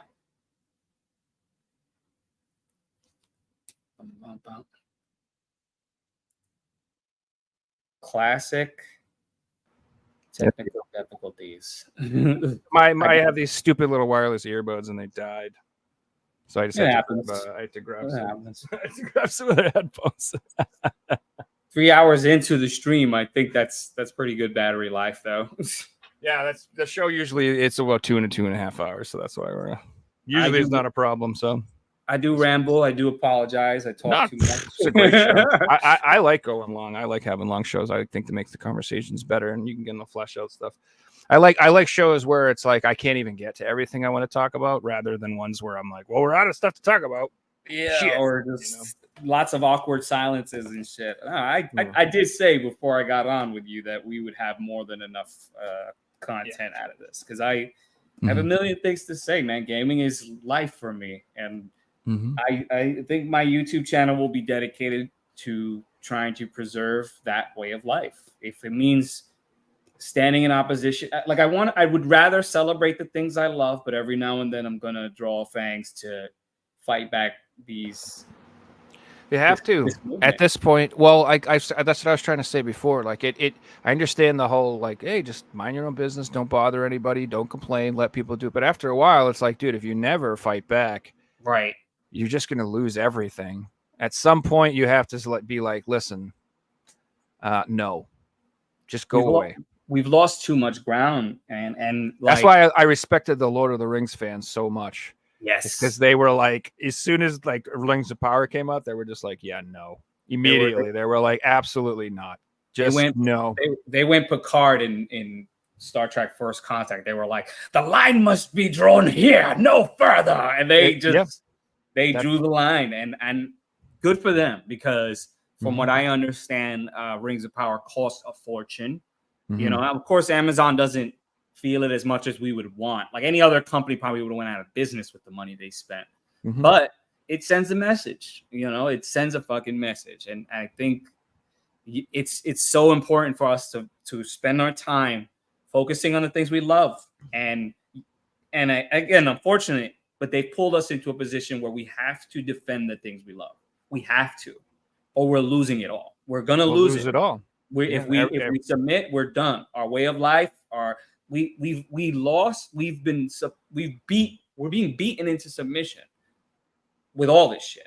Everything is changing, right? Every day you see it, but every now and then you're hopeful, because you run into someone who sees it too, and they go, "Hey, man, this ain't right," and they stand up with you, and they stand with you, and then they find out there's a community of people out there who are being silenced or otherwise being othered, right? We've all been called that other name or another online, and it turns out that community is way bigger than the people who claim to like this stuff. Yeah. Turns out it was all gaslighting all along. They were all lying. They just go, this is what everybody thinks, guys, huh?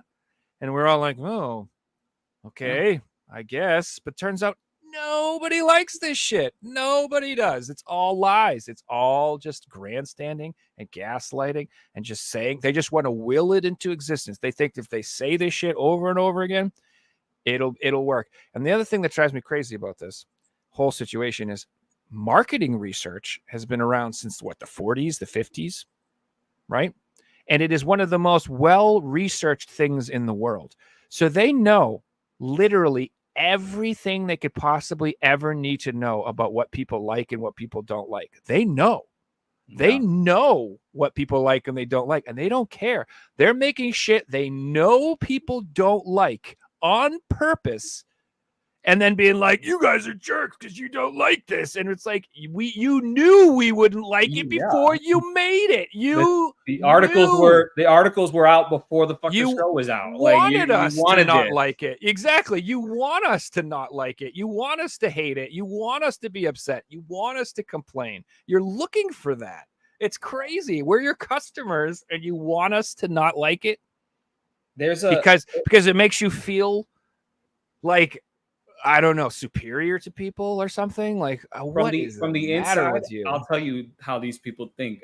Working on the sets, right? My Mm-hmm. last official mainstream film production was like, it was me coming, like COVID had ended, and I had already made a decision that I was going to go indie and fuck the mainstream media, right?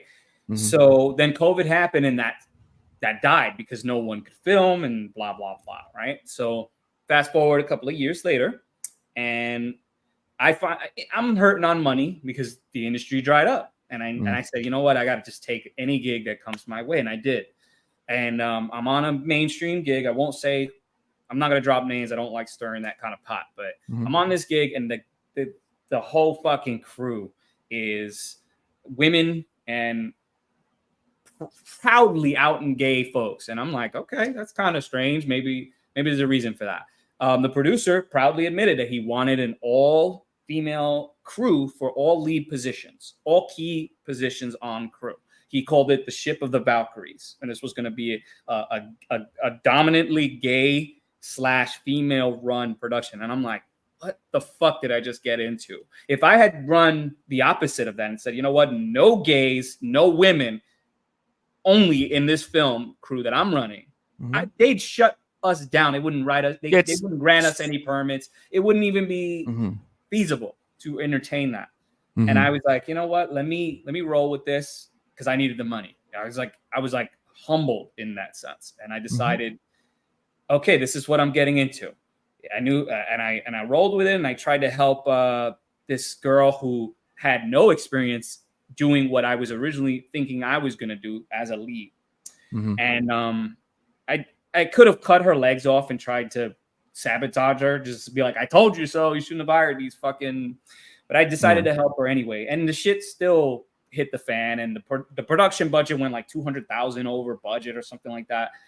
And yeah, we were late. Everything went wrong. And I said, you know what? This is the last time I'm ever going to work in this kind of fucking environment again. That's a stupid way to build a team, dude. But that's what they do. That is happening dumb, dude, across the board. This has become the norm now. And now I'm the asshole who said, I told you so from the start. I said, this is not a proper way to allocate resources. This is not going to work. This person doesn't know what they're doing.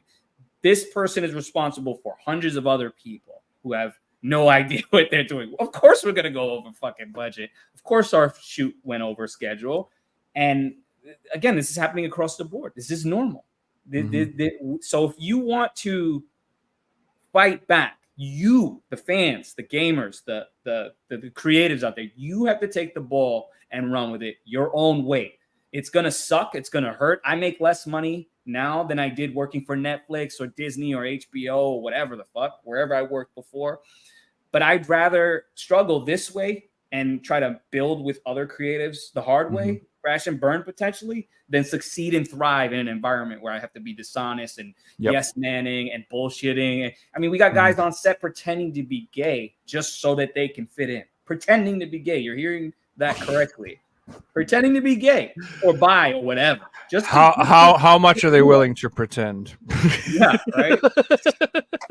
I mean, like, are they like at the producer's house on the couch with one hand on their leg, thinking man, I should have thought this through.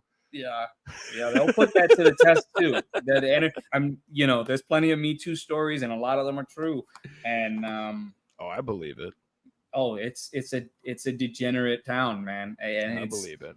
And it's bled into. It's a sad thing to say. I've every celebrity I see these days, male or female, who's super famous, I'm like, what'd you do to get that job? Every single one. Every single one. Not a single person. I'm always skeptical. Like, what'd you do to get this? You're not. What'd you do? You definitely should question everything. They're not all bad. They're not. There are people fighting within. There's a lot of people like me who just don't have the courage to do it. And maybe because they have more to lose, right? I don't have kids. I don't have any like. It's the truth. That makes a huge difference. And I don't like discount that. Yeah. If you have bills and kids and things you got to feed, sometimes you just got to shut up and do what you got to do. Right. But like you said, if you have the option, if you have the FU walk away power, I didn't, to be honest. What I did was at great financial risk, and I hurt for a long time before I encountered Chrissy Mayer. That G4 thing was supposed to be my saving grace, right? Like I was like, please let me get this. Please let me get this. And I was watching every fucking episode, and Austin Creed was on there. I was a fan of his. He's actually a mutual friend of mine. I have some friends in WWE who were really close to him. So I was like, yo, this could be the dream job of my life, you know, this close. And then to watch Frost take the work of people who came before her and just take a shit on it on live TV, right? That's what they all fucking do. All of them do this now. Like they're all doing it. These people didn't build these fucking brands. They inherited these studios, these game brands, these licenses. They didn't earn any of this. And they didn't earn it. And then they get to fucking rework it and twist it and pervert it into whatever the fuck they believe is the proper version. And then when it burns to the ground, they still don't take accountability. No, they blame the audience. They blame the audience. Right. It's absolutely crazy. They come into a property that's popular. They don't understand why people like it. They don't understand what makes it popular. Like they literally just do not understand it. They think that they can make their version of it, which will be much better because they're so much smarter and more advanced. And exactly. They're just, they're not Neanderthal cavemen like people were back in the 2000s and the 90s. All that long time ago. They got to put disclaimers now out at the beginning of games or movies. Yeah. Right. Aladdin. Well, this came from a different time, just so you know. It doesn't reflect our view today. What the fuck what view is that?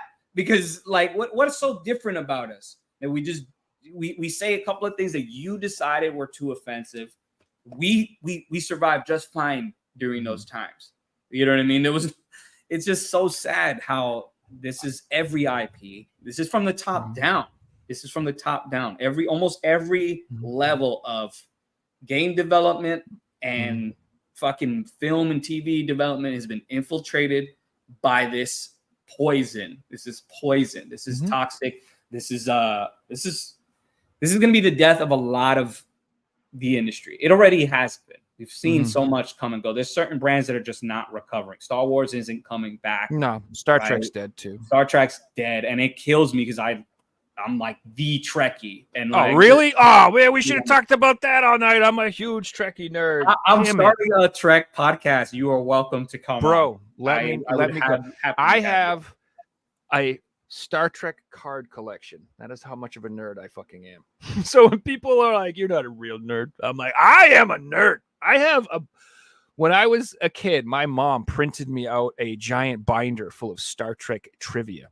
It had like schematics for all the ships and like all like, how to learn Klingon and all this. I was so. Yeah, I probably have those same books somewhere around. Like I loved that stuff. But I checked out after Voyager.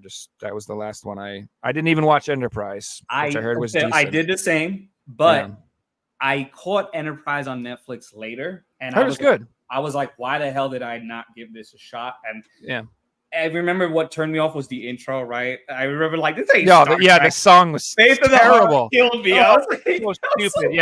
I completely agree with you. What is happening here? Wrong vibes. Like totally wrong vibes. That was like 9/11 vibes shit. Yeah, it just felt so weird. I was like, what is going on here? This is not Trek. Now, season 1 and 2 were kind of slow, but then so were many other Trek seasons. It takes a while to get the characters. Yeah. Like Voyager. Like the Doctor, the holograph Doctor, he sucks in season 1, but he's amazing. Yeah. So good by season 4 or 5. Oh, he becomes one of my favorite characters by like mid-season. But Faith of the Heart was a big I don't know what to call that, but it turned me off. And maybe if they said Star Trek fatigue was a thing, maybe that was true. I can't recall. I just remember not being interested. And weird because I loved Voyager. I was obsessed with Voyager. Me too. Yeah. And then Trek disappeared. And then all of a sudden it was out on Netflix. I gave Enterprise a try, and holy shit, by season 3 and 4, I was like, this is Trek, man. This is, and then J.J. Abrams comes, and then I was enthusiastic, but that was the beginning of the end, and we didn't know it, you know? Mm. And here we are, and Discovery just finished to no fanfare, which is tragic, you know? I didn't watch this. No, I didn't even fucking know. I didn't even know it finished. Someone told me. Star Trek that is even remotely piqued my interest is the Picard season 3, where they brought back the Next Generation cast. I heard that was great, so I kind of want to watch that. Do it. Terry Matalas came in. Mm-hmm. He directed this show as a true fan. He took all the bullshit that Kiva Gozman was doing, and he just said, "Fuck this. We're gonna try to course correct without." He couldn't blatantly come out and say that. You know what I mean? He couldn't speak against his own interests, because those guys were still in charge, but they were willing to give him a minuscule budget compared to Picard season 1 and 2, and he made it work. You don't watch it and feel you're watching a budget episode. You feel like you're watching Trek. It feels like proper Trek. And I was so black-pilled by the time season 2 was done. I didn't think there was a chance in fucking hell that Trek season 3 Picard was gonna work. And my friends had to convince. They were like 5 episodes in, and I wasn't even gonna give it a shot. I was like, whatever. Same here. Just the people who reviewed it said it was good, and I trust them. My mom was the one who told me this, because she was like me. She's the reason I love Star Trek. She got me on it when I was a kid, and she knew I was checked out. And she's like, I don't know, Vidal, this one's really good. You should try it. And I reluctantly gave it a shot, and I was like, holy shit, dude! It's day and night.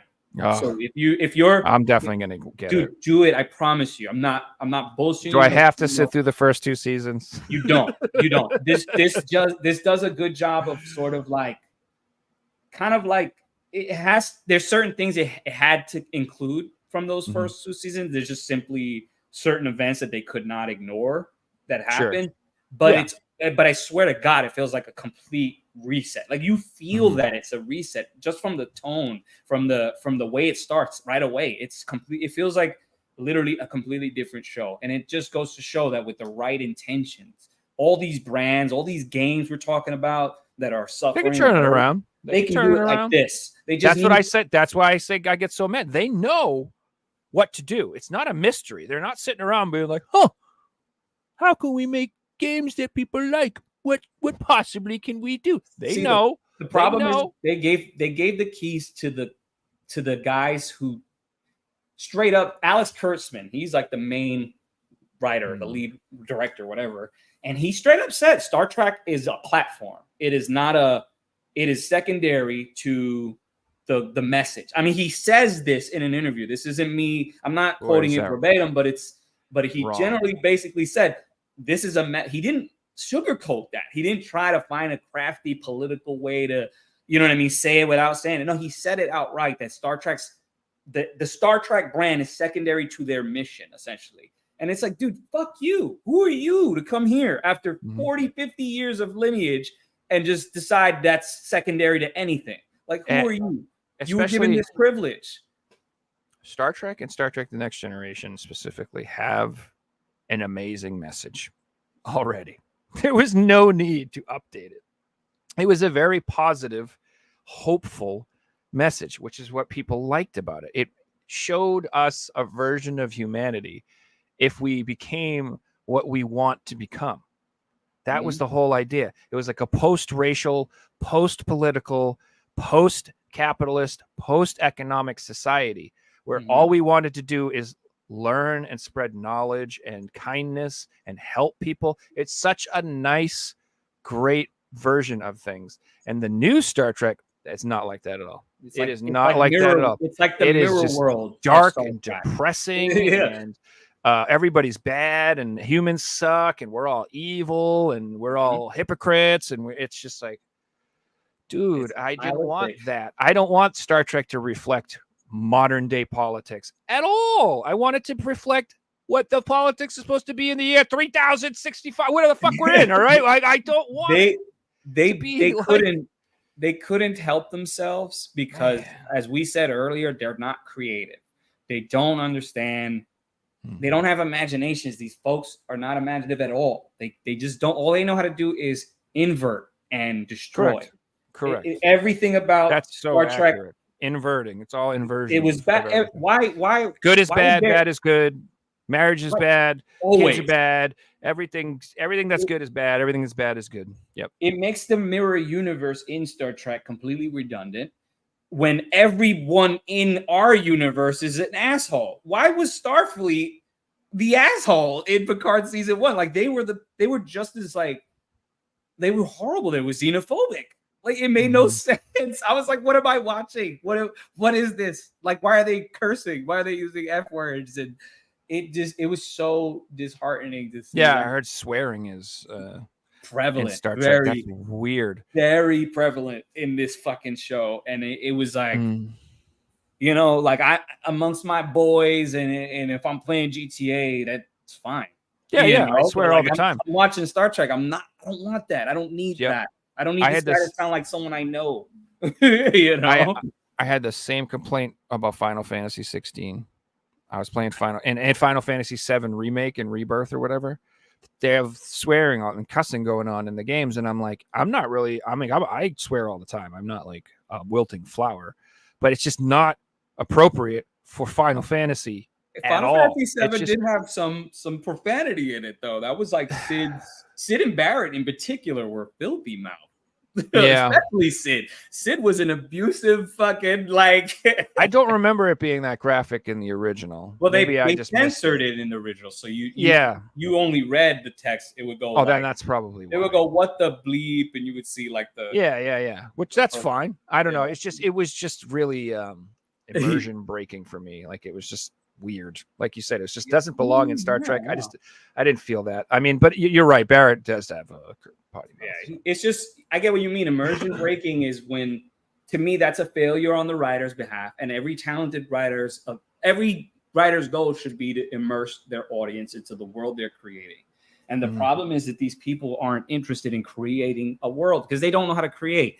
Their idea of creating is reflection. Their idea of creating is showing you, the audience, what we think of you. This is how we view your institutions. The Starfleet of this Picard that they're xenophobic. That's supposed to be us, the Trump supporter who want to close the borders, because that's literally the stance they take in this show. We're closing off the refugees of the Romulan Empire.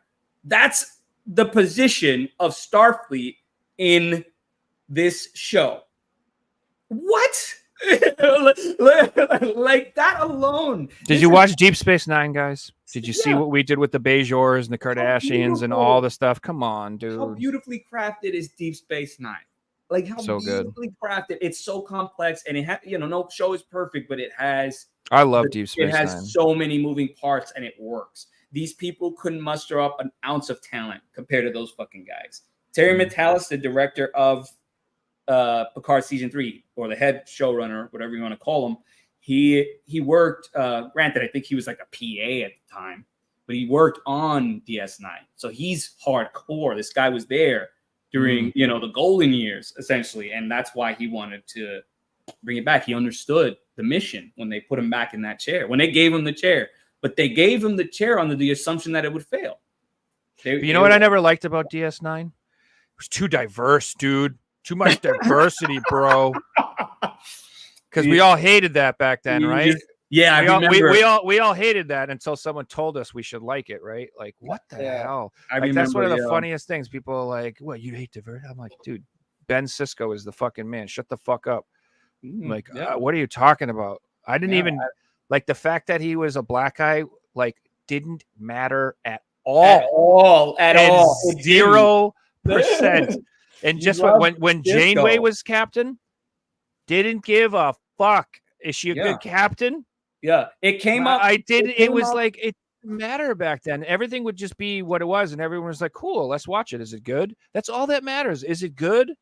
It almost came up like a footnote. Those things, like at most, you talked about them in passing, right? Hey, that's cool. Janeway was the chick. Yeah, that was it. You weren't, man, she was the first female, blah, blah, blah, you know, all this bullshit. No one cared. Like, yeah, is there a sense of pride one might get when they quote unquote see themselves in there? But you know what? I'm not fucking white, right? But I think Captain Kirk is one of the greatest characters in science fiction history, right? Picard is me and Picard have very little physically in common, and I was always in his shoes watching the show, or Geordi, or Worf, or whatever. Exactly. So, Exactly. again, You don't think every white dude in the world who likes Star Trek loves Worf? yeah, Are you one of the coolest crazy? character He's a ever. Like, badass, dude. Like, there's a are you reason he came back joking? in Deep Space Nine. Correct. You know? Like, Exactly. people wanted this. He's like one of the most popular characters. These people, man. And unfortunately, they've poisoned all of these industries, and the gaming industry is not safe. And I will continue to fucking use my platform if I can grow Speed one. Killer. Mario Kart 8 Deluxe Plus Booster Course Pass 1 through 6 in the cover is on eBay in the USA. There you go. I'd probably do that instead of ordering it from Nintendo Soup is in like China or Philippines or something. And it's wicked expensive. So if you can get it on eBay, go that route. You did also warn that, you know, enter at your own risk kind of thing. So I will take the eBay approach. Yeah, well, if you can see on the cover, it has the right back on it that says, then at least you know you're getting the right version. Yeah. I'm not blind. I'm not gonna blind buy this shit. Mine was scary because I was like, didn't even say the right thing. I'm just like, I'm hoping this is right. So, but mine's cooler. Now I have the rarer version. I have the one that's right, but also has the wrong case. So that'll be worth an extra $5 someday. All right, man. I think we should wrap it up. We're 3.5 hours. 3:30, brother. Yeah, we went that was a good 3:30. That's longer than I thought we would, but I'm not mad. I appreciate it, man. Yeah, well, we'll definitely have to do it again, and I'm 100% clearly and would love to. We just turned this into a Star Trek podcast. I apologize, guys. Sorry, audience. They're like, these guys are even too nerdy for me. Like anybody talk about games, you nerds. I understand that I go off the rails and I tend to derail a show and I ramble a lot. So I do apologize. If anyone who stayed patient with me for these 3 hours, I appreciate you. I do. But I think I'm speaking for a lot of us here, man. We're frustrated. We just want things to be better. And we all got to do our part. We all have a part in this. If there's one parting word I want for all of you guys is to remember every vote counts with your dollar. Buy the games you want to support indie. Fuck AAA, and support your YouTubers because we need help too. You know, we gotta help spread the word. That's our job. So down in the comments, guys. Got Vidal's YouTube, got his Twitter, got his Instagram. Go follow him. Check out his content. You want to see some good gaming coverage and some Kung Fu Ninja stuff, all that good shit. Star Trek coming soon too, and you'll be there, Joey. You're in, bro. I'll go get my Vulcan ears. I'm ready. Let's do it. That's just gonna be fun. But yeah, thanks to everybody who watched the show. Gosh, who's next week? I don't even know. Next Thursday, I believe, is Firm from the Collective Gaming. He'll be on. That's going to be an excellent episode. We also have an episode coming up with Level 857 Gaming.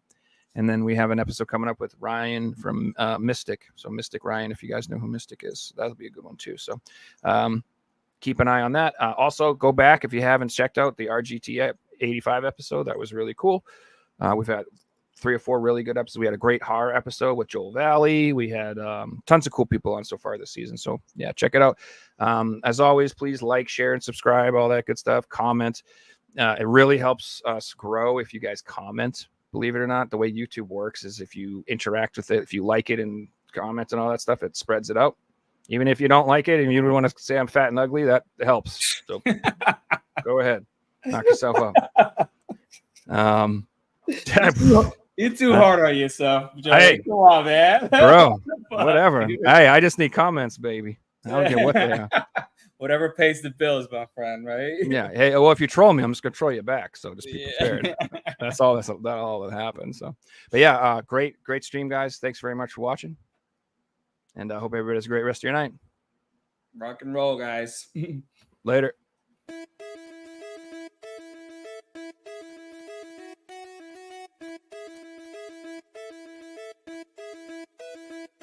You found the